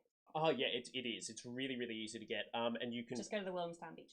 Yeah, 100%. Or go to Bunnings also. Yeah, they sell go to David Jones. Go to David Jones? They have it at David Jones? Yeah, they do, yeah. Oh my god, holy crap. Yeah, the world is ever changing. Yeah. So you'll need 30 ml worth of gin in there. Then you need 20 ml worth of your bitter or ochre. So I'm making 2, so obviously I'm going to pour 40 mils. But yes, you need 20 ml worth of your Amaro in there. Doesn't really matter what Amaro you're using. I would love for you to use ochre, but if you aren't and you've just got Select or Campari, heaven forbid, lying around the house, you can absolutely do that. So you need 20 ml worth of that. Then you need 20 mils worth of vermouth as well. So you've got equal parts of your Amaro and your vermouth in there. So again, 40 mils, but 20 mils in total for each drink. And then finally, you're going to need 10 mils worth of coffee liqueur in there as well. So we're going to use Carter's this evening because obviously we love it. Mr. Black is also fantastic for this drink. And they in fact, even, they actually make a coffee Negroni. They pre-batched a coffee Negroni, which is pretty sick. Yeah.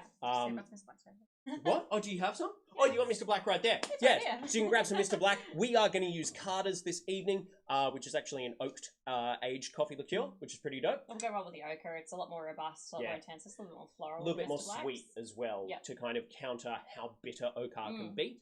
So you need 10 ml worth of that per drink. Oh, yeah. Come on, Henry. Yep. You didn't forget how to bartend. Well done.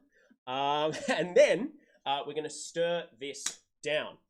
Now, of course, if you are using a gin that is not the coral gin, thank you.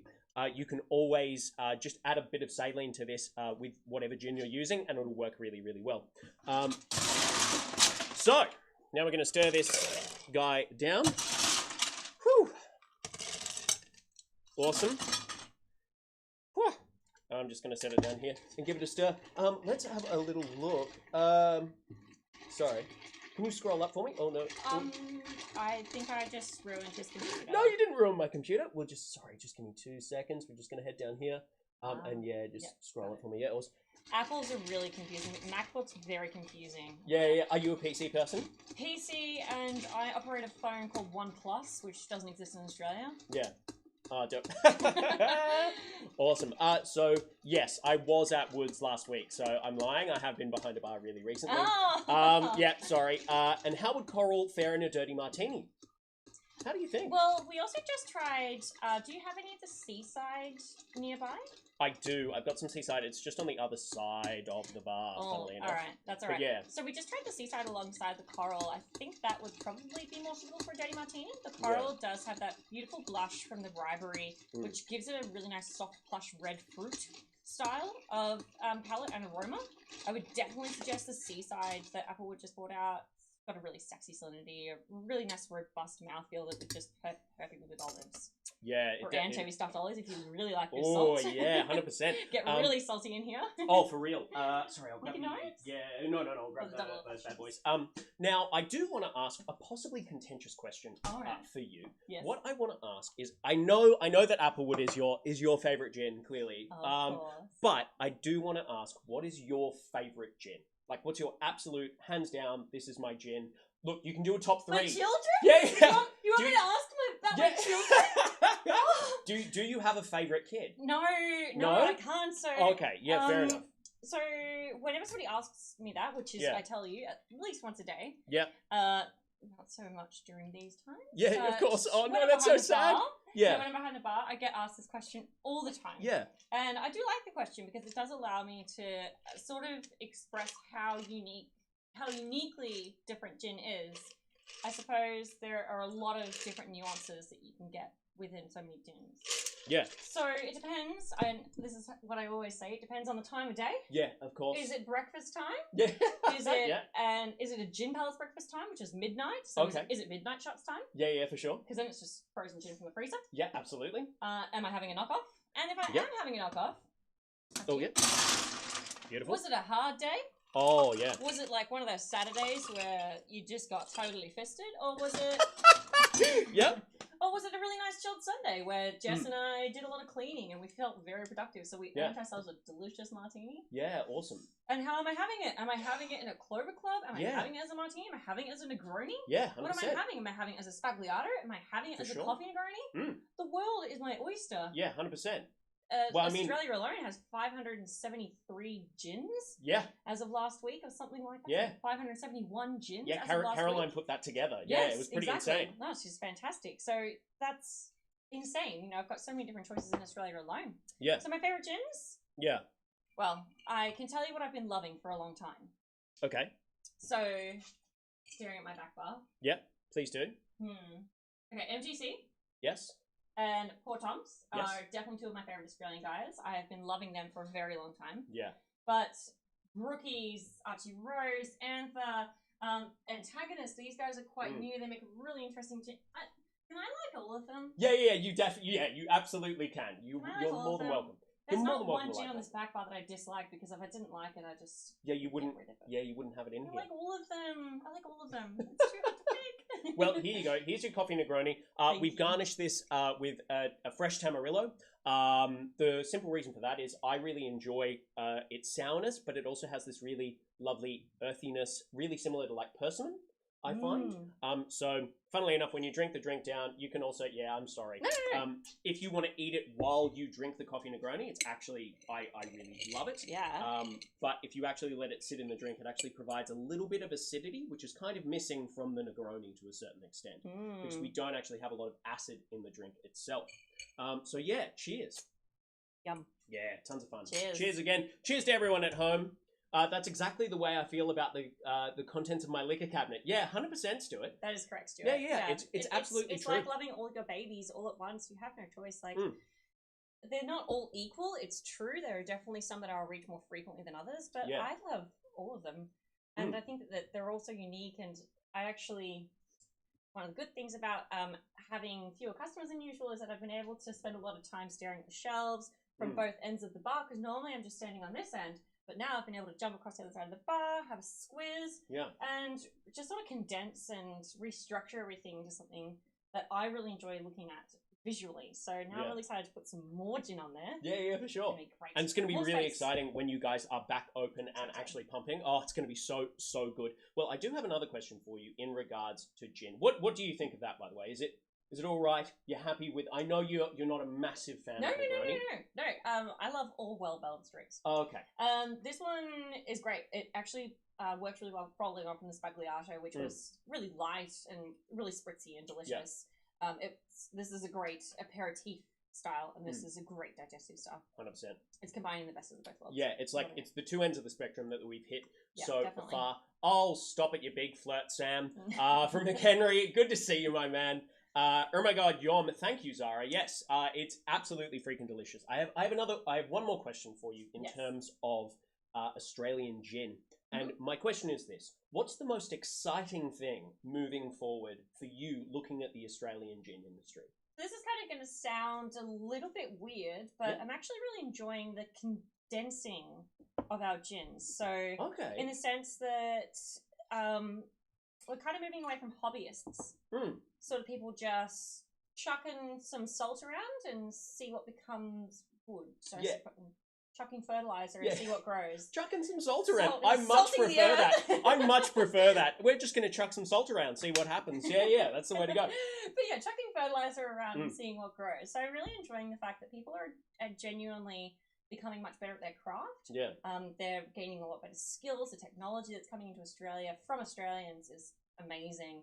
And people are actually honing everything, making good flavors, Yeah. utilizing so many Australian botanicals, focusing on home.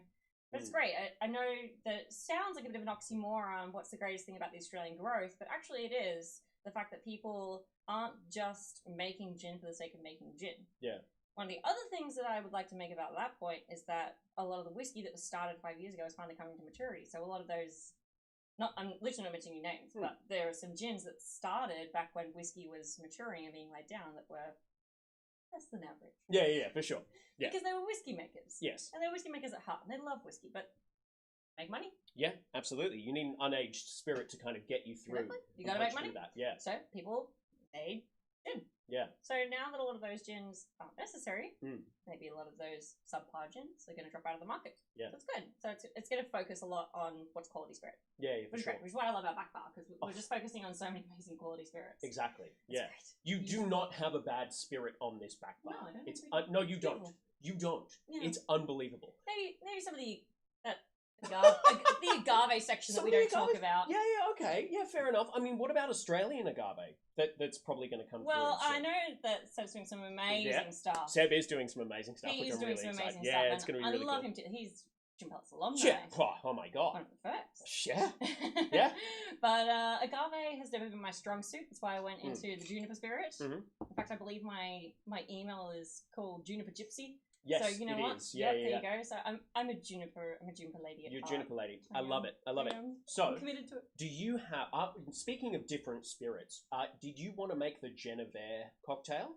Did Yeah, you want absolutely. to do that for me? Yeah, because Yeah, really, absolutely. I mean, this is where gin started. Yeah, with so Genevieve. for those of you who don't know, Geneviève's basically what's Oh, sorry, I considered... keep saying Genevieve. No, no, you're totally right. I'm such a Western you're person. You're totally right. Genevieve and Jennifer are both correct. Oh, okay. Yes, so I actually Thank you. asked Genevieve expert Philip Yeah. Duff Oh, right. his opinion on whether Genevieve or Genevieve was the correct way. He told me that they're both correct. Oh, right. Okay. Literally, it's kind of like how gin was actually bastardized down from the word Genevieve.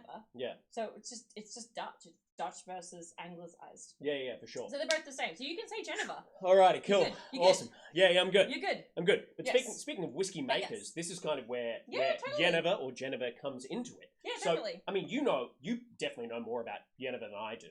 Oh, You do. nowhere near enough. Nowhere Come near on, you do. enough. Yeah, No, I'm- nowhere near enough. Oh, yeah, but it's all good. I mean, you Oh, know, I want to know more. I love Genevieve. Okay, yeah, why? Why do you love Genevieve? So for me, I don't. God, I'm just bagging out spirits here. I don't like agave. No, I don't like that's fine. whiskey. No, it's fine. It's fine to say you whiskey, don't like whiskey's something. not my you know? forte either. So Yeah. I've never really loved it. The only aged spirits that I usually enjoy are rums and brandy. So love my Cool. cognac. Yeah, love for a real. good, love a good nyak back. Yeah, 100%. What up?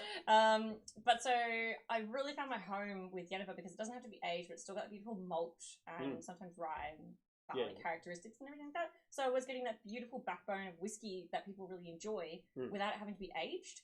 So one of my favorite Genevieves, I've literally got it right here, is Old Duck Genevieve. Yeah, awesome. So this was by Philip Duff, who is pretty much a Genevieve expert in this world. He's an amazing person. Would highly recommend seeing any of his talks or articles. Yeah. He's a really, really accomplished person. And so he actually makes his Genevieve over in the Netherlands. So Yeah. Genevieve is basically considered the father of gin. Pretty much. Pretty much. It's Pretty kind of a much. bit of a twist on it. You can technically call Genevieve gin if you want to. You can call it Yeah, a you could. Holland gin or a Dutch gin. Yeah. But It's a bit of a far cry. yeah, It's a lot different. different. Yeah, it is. So the whole difference is that Genevieve is made from what is considered to be a not neutral spirit. Yeah. So it definitely has a lot more flavor, a lot more texture. It's got a lot going on compared to gin, which is usually made from a neutral base. Yep. As pretty much everyone knows. Yeah. But then with this one, you also chuck in very little juniper. So the less juniper, actually, the more traditional the juniper. Okay, This one doesn't have a huge amount of juniper in it. Yeah. And the botanicals, there's usually only one or two. And there's a whole bunch of other rules and stipulations. Well, do you want to switch? Do you want to switch over? You want to get over there? Here we go. Here we go. So I kind of wanted to make like an old pal style of drink. Oh, hell's yes. Yeah, so I wanted to make like a bit of a twist, but still a Gin Palace appropriate twist. Yeah, awesome. Yeah. Fantastic. So So an old pal, for those of you who don't know, is a rye Negroni, essentially. I mean, yes? Yeah, That's a fair much. enough stipulation to, kind of give. So it's a really interesting drink, and I definitely recommend it with the Gospel Rye, Okar, and Maiden Eye. Yeah. It's unreal. That would be a banger. Oh, it's actually like if you were to make a muesli bar with Davidson plums in it. Oh, that would be tasty. Yeah, it's actually I'm quite really good. short, so I'm not going to make this up here. That's fine. No. You do you. You do you. Gin Palace was not made for short people. Yeah. Bit of a running joke between all the staff. So I'm going to do the El Tradicional. I'm going to do a 30-30-30. Awesome. And I'm definitely going to use Maiden Eye because I do really want that Yennefer to shine. So I'm going to use probably a lighter style. Cool. But if you want a really rich nightcap, I would highly recommend using a really rich style vermouth, Antica Formula, Cinzano 1757 would both work really well. Yeah. Really, really rich and nice and caramelly delicious. Yeah. And Hells yeah. Okay. Sick. 30-30-30. 30-30-30, the easiest measurements to remember. That's why the Negroni became so popular, so they say. Yeah, I mean, wouldn't it? Yeah. Well, I have one more question for you regarding gin. Yeah. And because clearly I always ask everyone on here as well, are you team martini or team G&T? So you're team martini, clearly. And that's great. No, I was actually thinking. Oh, Sorry, I've got a really. I had a random thought earlier, and I was going to keep it to myself. But now that you've said this question, okay, yeah. So I was thinking when you were making this coffee Negroni, one of the things that Mr. Black's introduced was the whole idea of coffee liqueur and tonic. Yeah. And so I was thinking, like a spagliato, how cool would it be if you popped some Fever Tree Mediterranean in there? 100%. Because it's got that beautiful citrus notes. 100%. Oh man, a bit of that coffee Negroni, because it's nice and salty as well. A bit of Fever Tree Mediterranean. Yeah. That would go very, very well, I'd say. 100%. I mean, do you have Fever Tree Mediterranean? Yeah, I do actually. Oh, holy crap! Well, let's give it a go. Fever Tree is our favourite tonic water here, so we've got a lot of it. I have a bar, babe. Oh, yeah, sorry. I forgot how to bartend for No, you're right here. Well, give it a go. Yeah, I'd love to. That sounds great. So just a wee splash, just like with the spagliato. Yeah. Are you able to put some in mine as well, please? Yes, of That'd be course. awesome. Thank you. I'll swap you. Yeah. Do a little switcheroo. Yeah. Love your work. There you go. Thanking you. Well, cheers again. We're Cheers. we're just experimenting on the fly. I love it. Fever Tree Lace Negroni. Oh yeah. Yeah, brings that. You're bang on. It's like gives a really beautiful sweetness. I think. With an option for some Fever Tree Mediterranean. Yeah, Holy crap. That's good, actually. That's sensational. It was just something I had in my brain, but I was like, oh yeah, that's maybe. really, really good. Funnily enough, the guys from Strangelove have just brought out Coastal Tonic. Oh, that'd which be is nice. their take on the Mediterranean. They've totally... Or the Cappy Native as well. Yeah, Yeah, absolutely. that'd be gorgeous. Be really, really good. So there are some all-Australian options if you want to do that. Definitely, of course. But yeah. I mean, God, Fever Tree Mediterranean. Don't knock the OG. No. It's just a lot lighter and softer, I think. Yeah. Oh. Compared to most tonic waters. So I think, it's not going to overpower anything. It's going to be right there for you. We did a whole hour on tonic water. Yeah? We did. That was, I think, like we're now on episode 48. Henry's getting a bit tired. I'm not getting a bit tired. I'm fine. It's fine. This is all good.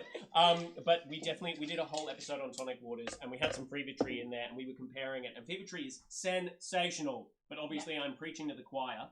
I'll tell you a secret. Incredible. I once did a tonic tasting, and it featured 40 tonic waters.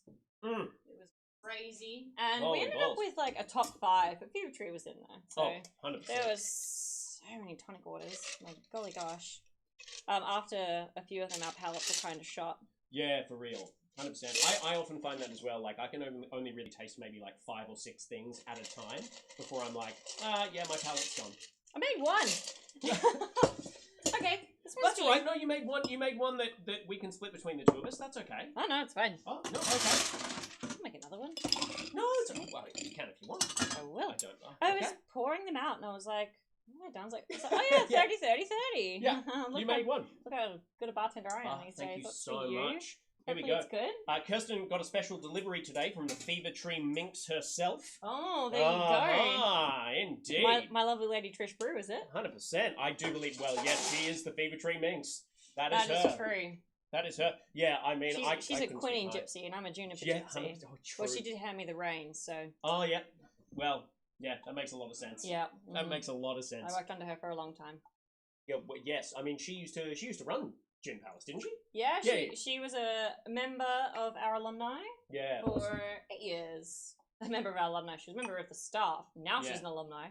There's no more she was a maiden member of way, staff. I think. Oh, I that's think fine. it's all gone. I'm so sorry. No, not at all. I have another delicious option. Oh, fantastic. Oh, yes. Yeah, so the This Sinker is set. awesome. These guys are from I'm going to pronounce wrong. It's Alias Wines. Yeah, yeah. These lovely guys are down in Wellington Peninsula.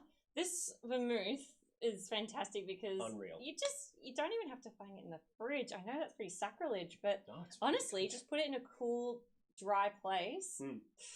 Don't even have to find it in the fridge. And this is 100% Pinot Noir, if my memory serves me it's correctly. Pinot Noir. Do you want to smell? It's beautiful. oh, It's like I've had so much yeah, of it's this, good. and it's awesome. It's roses and Unreal. orange. Funnily enough, if It's you want to sexy. get some of this, head to my local bottle store or my local bottle shop.com.au, I do believe. Oh, sorry, My Local Spirits is the website where you can actually purchase one of these bottles. You can definitely get it from their distributor, which is Mind Spirits as well. That's his website. Great. Yeah, okay, My great, Local great, Spirits. great. Yeah, Because I yeah, just yeah. Googled Mind Spirits. Yeah, Mind But yeah. Spirits as well. You'll find his bottle shop. Yeah, It's Mikhail who does such a sensational Oh job. my gosh. My yeah. God, I've actually. If you haven't had a chance to try it, Spring Bay, look, can secretly really rival the coral and the seaside Applewoods. It's, Oh, 100%. It's very, it's very delicious. nice. No, but it's totally different. They're states apart. They are, yeah. I mean, Spring Bay, Tasmania, they also make some phenomenal single malt whiskey as Yeah, well, they especially definitely their do. sherry cask. Unbelievable. Sam, you can back me up on that. Sam from McHenry, he's definitely tried some Spring Bay. It's damn good. But yeah, 100%. What is this vermouth? Mind Spirits, yes. So Sparkke set, 5 to 7. Oh, sorry, I just put it right here. Here, I can. Sparkke set. Yeah. Okay.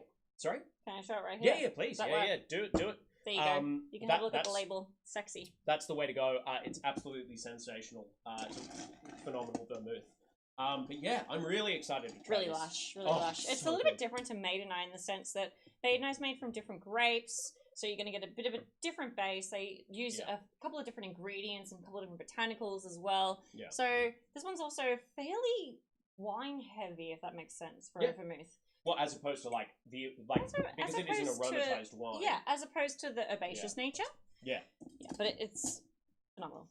Yeah. I definitely can't fault it. I love it. And it's really good. Just playing it over some ice. Yeah. Playing it with a bit of gin. Playing it Yeah. with a bit of the coral. Oh It'd be yeah. fantastic because it's Oh, got that 100%. beautiful red fruit note. That'd be Works sweet. so well with the Maybe Pinot that Noir. in maybe a bit of a Martinez. Mm. Oh. Don't tease me with a good time. Oh, now we're talking. That'd be jam. So you know how it's homegrown-y Homegrown-y, weed? yeah, Can we yeah. do a Marta home? A Marta home? Yeah, we Marta can do it. home? Yeah, we can do a Marta home. I'm down for that. Yeah, that sounds we can great. make that happen. That sounds good. Yeah, Sam has just said Spring Bay is damn good. Spent too much money lately on releases from them. Yeah, fair enough, man. It's damn good whiskey. Yeah. But yeah, here we go. Are you ready? I'm Cheers. so ready. Awesome. Cheers. Bit of Genevieve. Here we go. Historical Negroni coming up. Yeah, the maltiness is Oh, yeah. unbelievable. That's banging. It's so good. That's a banger. That tannic rush that you get with Oh. the Oka, just it's a Manhattan in a glass. It's so good. That's unbelievable. Yes, Stuart, someone did mention the H word, and I didn't explain that rule before we started. Basically, whenever you say herbaceous, because I've kept on saying herbaceous, you have to take a shot. Oh, damn, I Stuart. know. So, are you Oh. okay? Are you okay to join in that game? I humbly accept the Oh. challenge. It's okay. We've got some right Oh. here. Okay, yeah, well, terrific. Well, yes, we try not to say herbaceous. I'm just explaining the rules. Everyone at home, don't make me do shots for this. Alright. Every time you say herbaceous, every time you say vegetal, every time you say one of those sommelier words. But I'm a som. I know you're a som. I literally have a degree. I know you have a degree. So I know this might be hard, but it's all right. It's the first time. I'll tell you something funny then. I was showing my colleagues a video that I did, and they said, guess how many times you said crisp? And I was like, a couple? They were like 6. And I'm like, oh no. Because I remember my colleague Jess Clayfield, in one of her cocktail competitions, I was like, I'll punch you for how many times you say Because people in videos always say and it drives me nuts. Yeah, for sure. I only had to punch her twice. Okay, yeah, cool. I was very proud of her. Nice. Stuart, I will give you the honours of telling me which shot I have to do. Do not make it with zero agave. Okay, cool. Well, Stuart, there you go. Stuart, you get to choose what we shoot. So there you go. In the meantime, dude, that's amazing. That's such a phenomenal. It's really drink. tasty, and it definitely pays homage to Yennefer and the traditional style spirit. Yeah, and really the bedrock of gin. Agreed. Yeah. Awesome. We wouldn't have gin without Yennefer. We wouldn't have gin without Dutch wars. Yeah. But that. Or Dutch conquest. Yeah. or any of it. Without the Dutch, this would not happen. Yeah. But Henry didn't explain it, so he gets to pay the penalty. Yes, I do. I get to pay the penalty as well. Both of us then. For not explaining it. it. Shots. So please, please, Stuart, let us know what we have to shoot. In the meantime, yes, I have made a mistake. I'm gonna just say this to everyone at home. I made a mistake. I didn't ask Tiandra what her dietary requirements were, and it turns out she's a vegan. So this next cocktail is just for me, and I'm really sorry about that. No, it's going to be great. I get to experience 2/3 of the cocktail. Yeah. I'm so sorry about that. But point of the story, we were talking about foams last night as a fun little addition. So this is kind of, I think, a really wonderful twist on the white Negroni. It's just there's a very small twist to it, and it's this. Oh, yep. Let's switch over. Yeah. So we're going to serve this bad boy up. So Stuart, let us know what we're shooting, my man, please, as soon as you can. I'm going to make this down here. Be kind? Yeah, please be kind. So what we've got in this cocktail is we've got our normal applewood gin for this one. I'll just put this. Please. So we need only 15 mils worth of gin, and there's a reason for that, which I will come to later. All right, saucy. It's so you just controversial at Gin Palace. I know, you only need 15 mils of gin, but that's because the foam has a Navy strength gin in it. Well, see, this is where it's mean for me. I think you should make 2, and you should make me a white Negroni with full amount of gin. That sounds and good. No foam. Here you go. Okay. Here's the shaker. Yep, 100%. Pour it out. Pour it out. Let's do it. Fantastic. Oh, what did I even say? Sorry. Yep, there we go. So the white Negroni, just in case you don't know, is a wonderful twist. It's my favorite. I think it's probably my favorite twist on the Negroni. Definitely a good one to suggest for people if they're looking to get into the world of Negronis. Yeah, for sure. Because absolutely. The Negroni is, like I said, a little bit harsh for those entering a very rich, flavoursome world. Yeah, absolutely. Sorry, Stuart, if that was too some for you. No. I think rich, flavoursome world is fine. Yeah, you could all good. You could be talking about beef bouillon. Yeah, absolutely. You could be talking about lasagna. That's rich. That's rich and flavourful. Definitely. So here we go.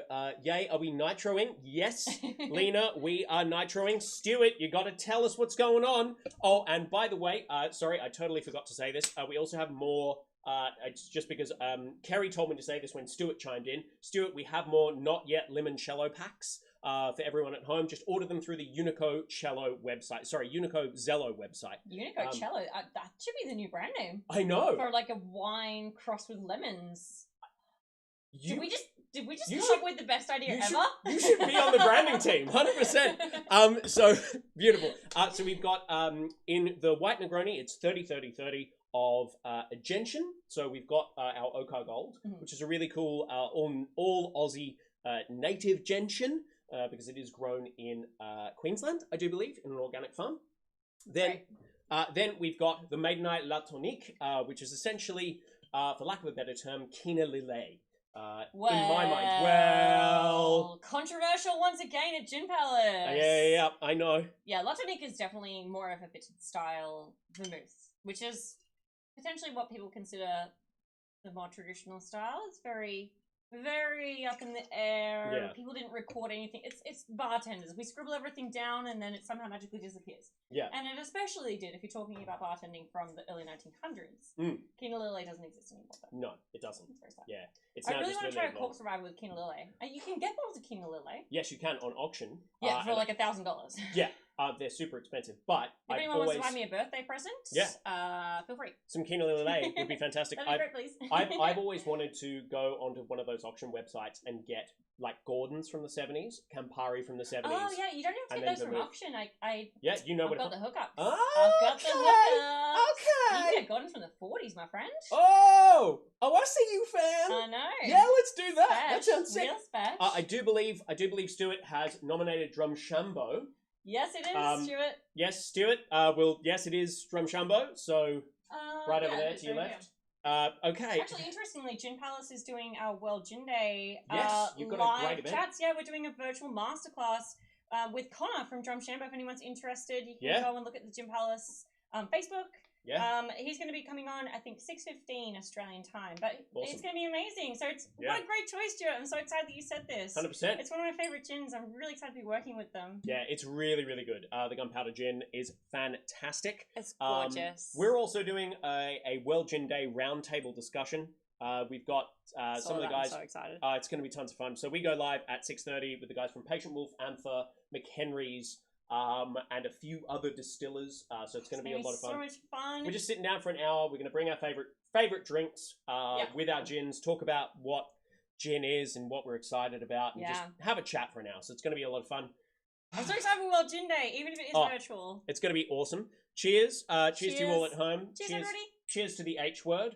One for the house. Thank you. Oh. Traditionally at Gin Palace, we have a bit of a joke where we bend down for our shots. So I feel like I'm in my bar. So you guys over here can see me, but I'm just going to bend down. Okay, no worries. There we go. They saw you on Instagram. Tradition. Anyone who's ever had a shot at Gin Palace will definitely understand that. Wish to taste it. Is it available in India? I have no idea, unfortunately, whether Drumshambo is available in India. Absolutely no idea at all. Sorry about that. Now, would you like your white Negroni served up or served on the rocks? I feel like since it's more akin to a martini or a bijou style, I would like it up. Okay. Yeah, there's some martini glasses just over here, maybe. Yeah. I think that'd be pretty sexy. Yeah, let's make it and happen. it'd probably make me like a Negroni more because it'll be closer to the Negroni style. Awesome. Yeah. Oh, that was the question I wanted to ask you. Right. Again, now I know your team martini, and what's your favorite martini? Has there been a martini in your time that has stuck out where you've been like, yeah, you know what, that's the one? Yes. There's a few. Yeah. But since I definitely champion my favorite Australian guys, first and foremost, it has to be this one here. Yeah. Lock Weaver. I almost reached the McHenry Sam. Yeah, awesome. But it's a Navy strength, so.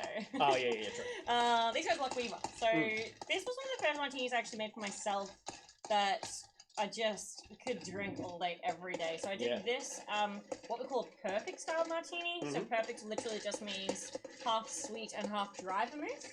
So it's Gin Palace, so I did do a 90ml martini. So I did 70 mils of Lock Weaver, 10 mils Lillet Blanc, and 10 mils Lillet Rosé. Awesome. With a grapefruit twist. It was just a banger. It just made sense. It just worked. Just made sense. It did. It was beautiful. I love it when cocktails make sense. That was the first martini I fell in love with, but there have been so many since then. There's been, shout out to my pal Mitch Townsend, who made a cocktail we called the Obituary, which was Tanqueray 10 with absinthe roux. Okay, I'm mixing absinthe roux. So good. And an absinthe spritz. Yeah. So it was just like, it was just had that flavor wormwood and aniseed. Yeah, gorgeous. Through. Well, look, this is yours. I don't have any lemon. I'm sorry about that. Oh, no, it's fine. So I can't garnish it. But there is a white Negroni for you. Now, this little twist has 15 mils less of gin for the simple reason that we're going to serve this up again, but we've got an applewood navy and cucumber foam. Is what we've got. I'm so sad I can't try that. It sounds amazing. It's a lot of fun because basically what I wanted to riff on is some of the more. I'm gonna say a no-no word. I'm gonna say a shot word. Wait. Just spell it out. That way the children can't hear you.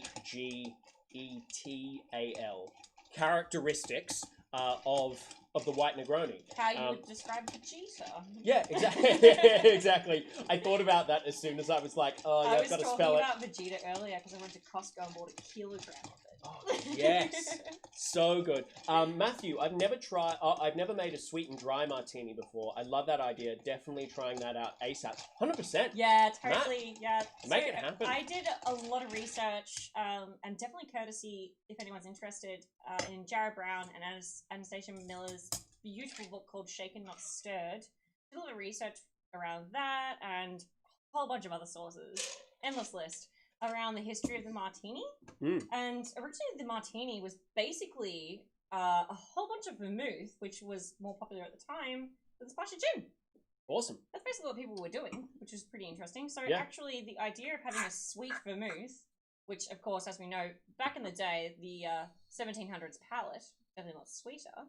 So people having sweet vermouth and martini was actually the original. So Yeah. it's very cool to definitely have a sweet martini. So what That we've looks got here, very sexy.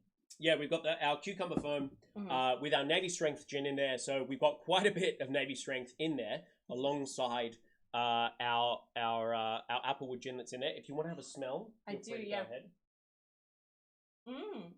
Oh my god. Smells Smells like cucumber. Yes. Like a cucumber and mayonnaise sandwich because it does have like a Oh, okay. Yeah, yeah. egg. I'm It's got, very, yeah, you're very sensitive to egg. Yeah, I feel that. but it's like a cucumber and mayonnaise sandwich. Like you know how there's traditionally like egg and mayonnaise. Yeah. It's like a cucumber and mayonnaise sandwich from my childhood. Yeah. Anyway, cheers. Cheers. Thank Cheers, you for my guys. white Negroni. You're more than welcome. Cheers, everyone. Cheers to everyone at home. Oh, boy, oh boy. Amazing. That's a damn fine drink. Man, that gold is perfect in it. Oh my gosh, you can really taste all of those Australian botanicals coming through. It's like earth. It's like soil. Like soil, but sweet. It's beautiful. So it still has all the hallmarks of gentian.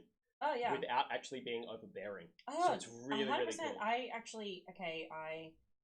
don't like gentian so much, but this is perfectly balanced. It's amazing. Thank you. We love it. And thank you for saying so. I really appreciate great. that. Now, we need to switch positions again. Are you ready? Yes. Let's do it. Boom. Because I tell you what, guys, it's been a hell of a Negroni time. And to have this, are you ready? Are you ready for this? You need to watch this. Okay. That's a Negroni. Am I right? Boom. So now it is time for one of my favorite segments. It's called "What's That Bitter Taste in My Mouth?" Again, we've got stuff going on screen. Oh yeah, there we go. What's That Bitter Taste in My Mouth is all about demystifying Amaro or Amari, as the plural is. Okay. So we've got two elements to this. First of all, we've got our secret Amaro, and second of all, we get to make a Negroni from it. Perfect. So that sounds great. Yeah, it's gonna be tons of fun. So we've got the We're switching sides again. yeah, we are. Yeah. We've got the mystery Amaro right here. All right, thank you.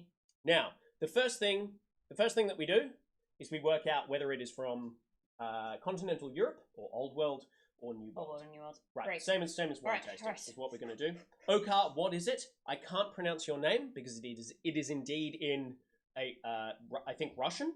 Okar, it's an Amaro, so very similar to, I suppose, in the family Campari, I guess is the best way to describe it, but it's made from all Australian native botanicals. That's what Okar is.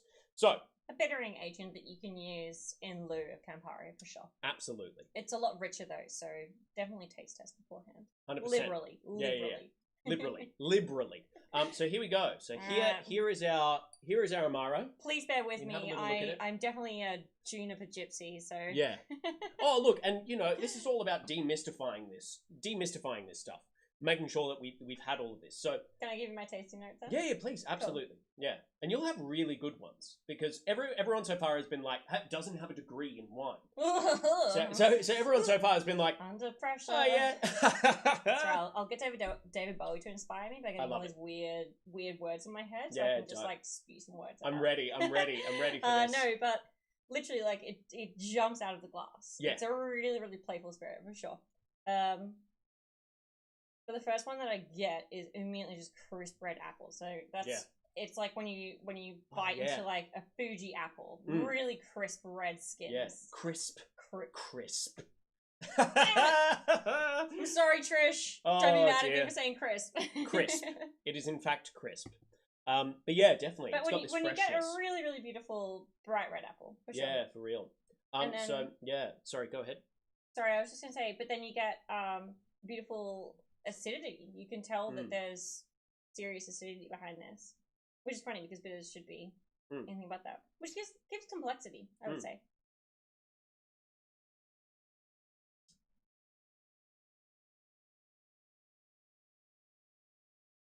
Yeah, what do you think? Not bitter. It's not. It's got a cereal note to it. Real cereal Definitely. note to it. Yeah. Huge cereal notes, actually.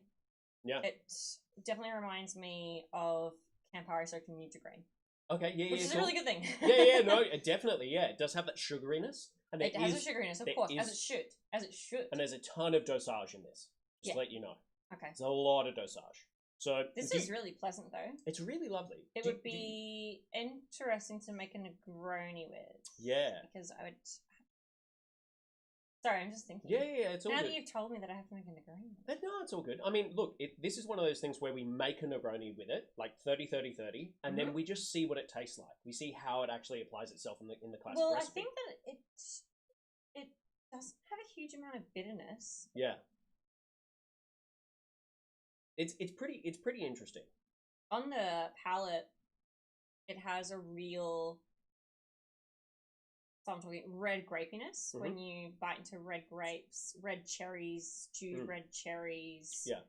It's got a little bit of marzipan, a little bit of nuttiness to it. Yeah. A little bit of stewed, more like a German stewed fruit. Yeah, If you yeah, had cool. like a German jam, it's very Yeah. German to me. Yeah, like Um, strudel kind of vibe. Yeah, Yeah, definitely. it does have that like yeah, it's that gonna be full cerealness pastry. as well, pastry. Yeah, the pastry vibe. Yeah, definitely. Yeah. Yeah, it's very, very much like a a Danish. Yeah, it really Yeah, is. cherry Danish. Yeah. So, do you think this is old world or new world? The first thing to say. I'm going to say old world purely because I don't find anything unusual about this. If Yeah. that makes sense. Yeah, So when of you think course. about traditional European styles of Amari, I would say that they do have this classic profile. Yeah. Whereas if you find more of a new world, they will try and champion, I suppose, their local ingredients. Yeah. I definitely don't find anything overwhelmingly locally Australian about this. Yeah, definitely more of maybe a classic European Yeah. style. Yeah. Yeah, that's what I'm personally finding. Yeah. So, old world, you're going to lock it in? I'm going to go old world. It is old world, Yes! 100%. 100%. Kerry has said it sounds like a malt base. I'm thinking old world, maybe a big beer country. Yeah, yeah, cool. yeah. Yeah, so You mean exactly what we were just talking about, the Yeah. German notes. Yeah. totally funnily enough, very- the base is grape. Okay, yeah. It's a grape base, Yeah. but it is Definitely old has world. that beautiful texture. Yeah, it is old world. So, do you think it is from Italy? Do you think it's from France? Or do you think it is from Denmark? Denmark make a Murray? Yeah, they do. Yeah. Just threw me there for 10. It's all good.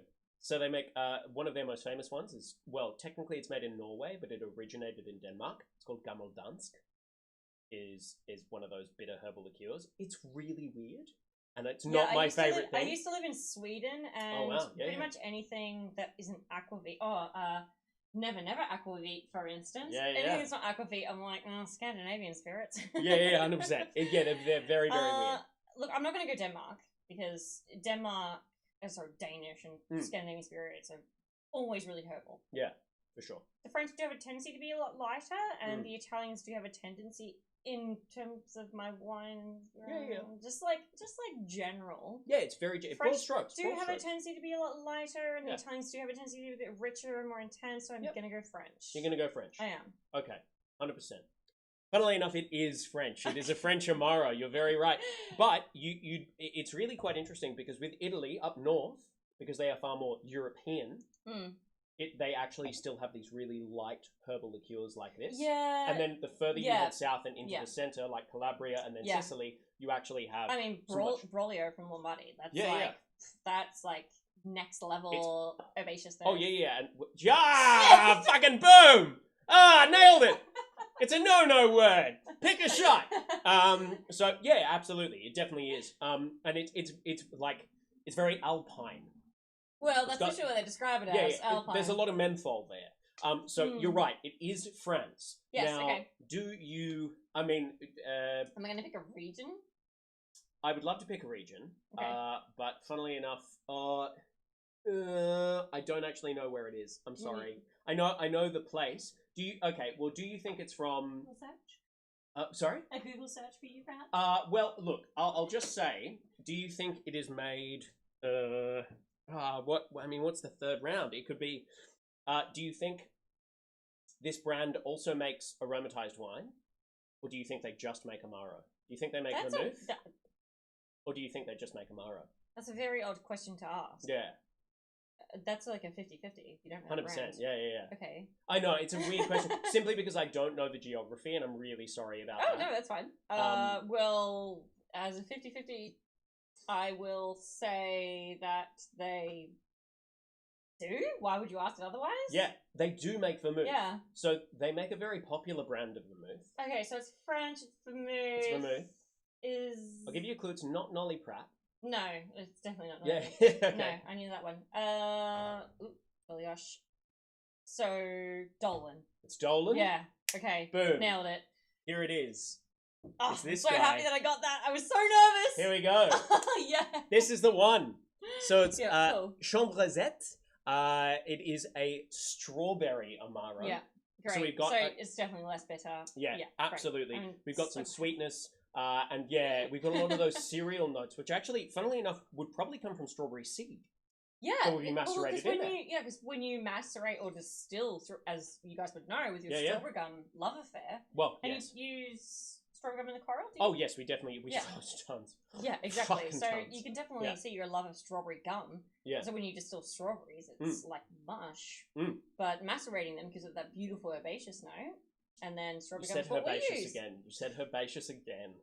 Oh dear. Well, we can do shots of this. We'll do shots of this for the All right, yeah. the Chambrezette. But this is tons of fun. Let's make a Negroni from it, and then I'd love to. we'll call it a day. I'd love to, yeah. I'm so- actually going to use Port Tom strawberry if that's okay. Yes, let's Yeah, make great. it rain. 100%. I'd love to. Oh my goodness. I'll leave you to do the honors. Sorry, I'll bring this down here. Yeah, We'll great. switch again. So yeah, Chambrezette. If you haven't had it before, it's absolutely sensational. It's a lot of fun to use.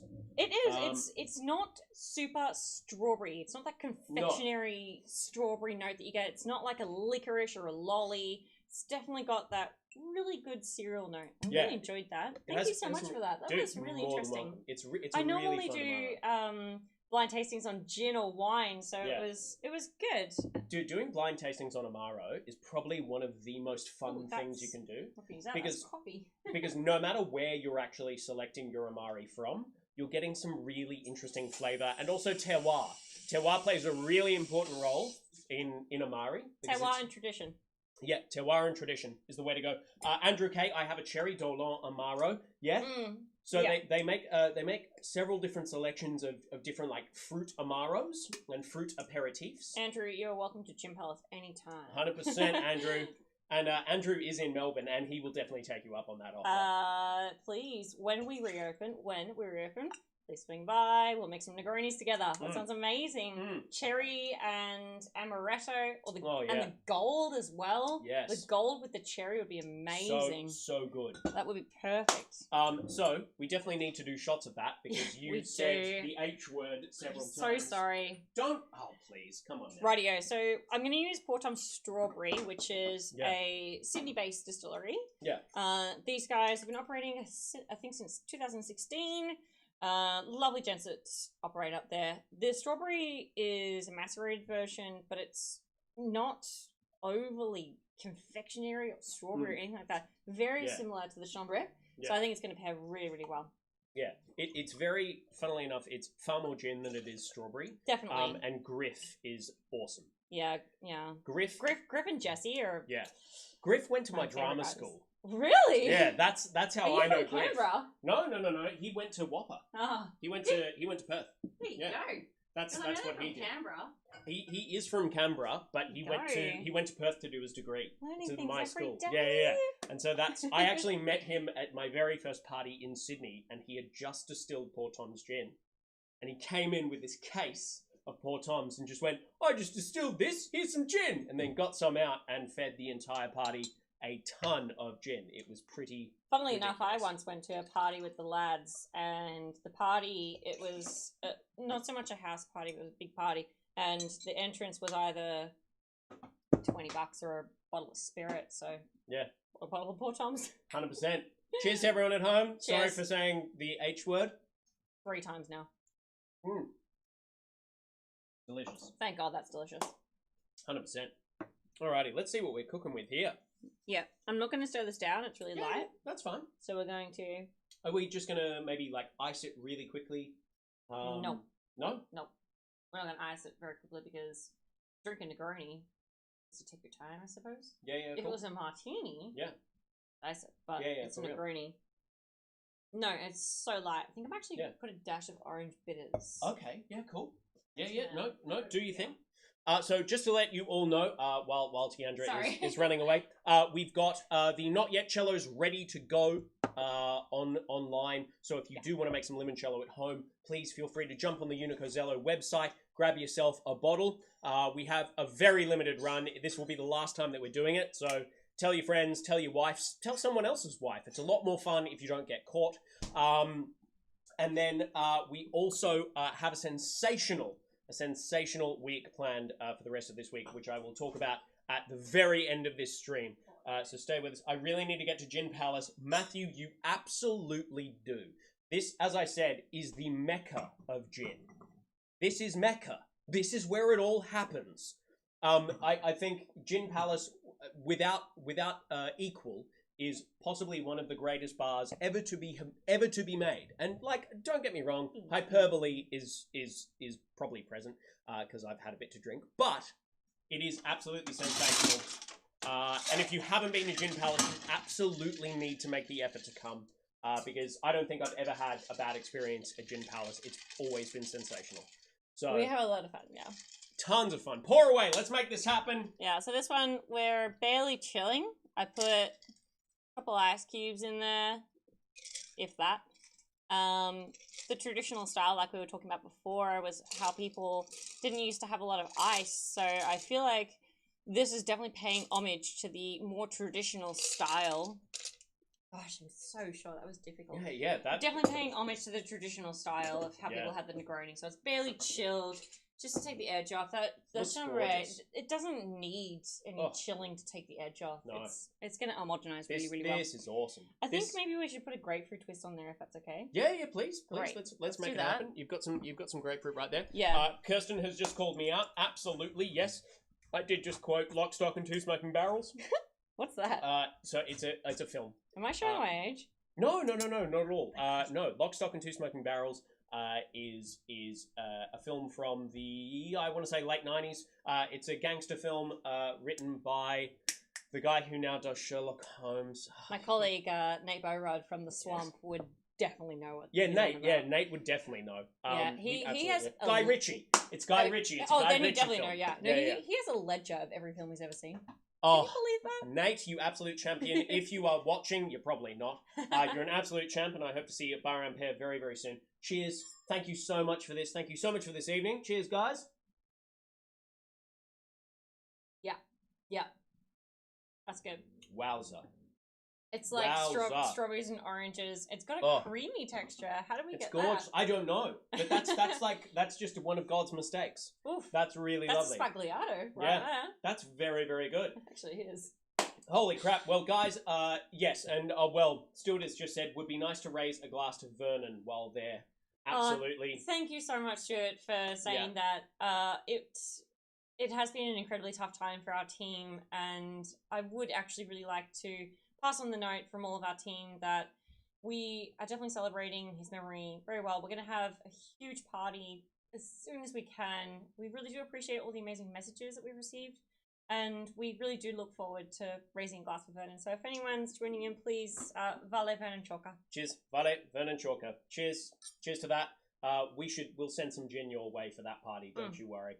Thank you. We really appreciate it. We really just, I feel like Vernon would want to just have the greatest The biggest celebration. blowout of all Greatest fucking celebration time. we Yeah, can yeah. manage. So Absolutely. thank you to everyone who has sent us some messages. We really, really have appreciated all of them personally and to our Facebook and everything like that. We really do appreciate it. Yeah, 100%. Yeah, it was really tragic and yeah. But we will celebrate in style. Don't you worry. There will be many martinis flowing, much champagne. 100%. It's going to be the biggest party. 100%.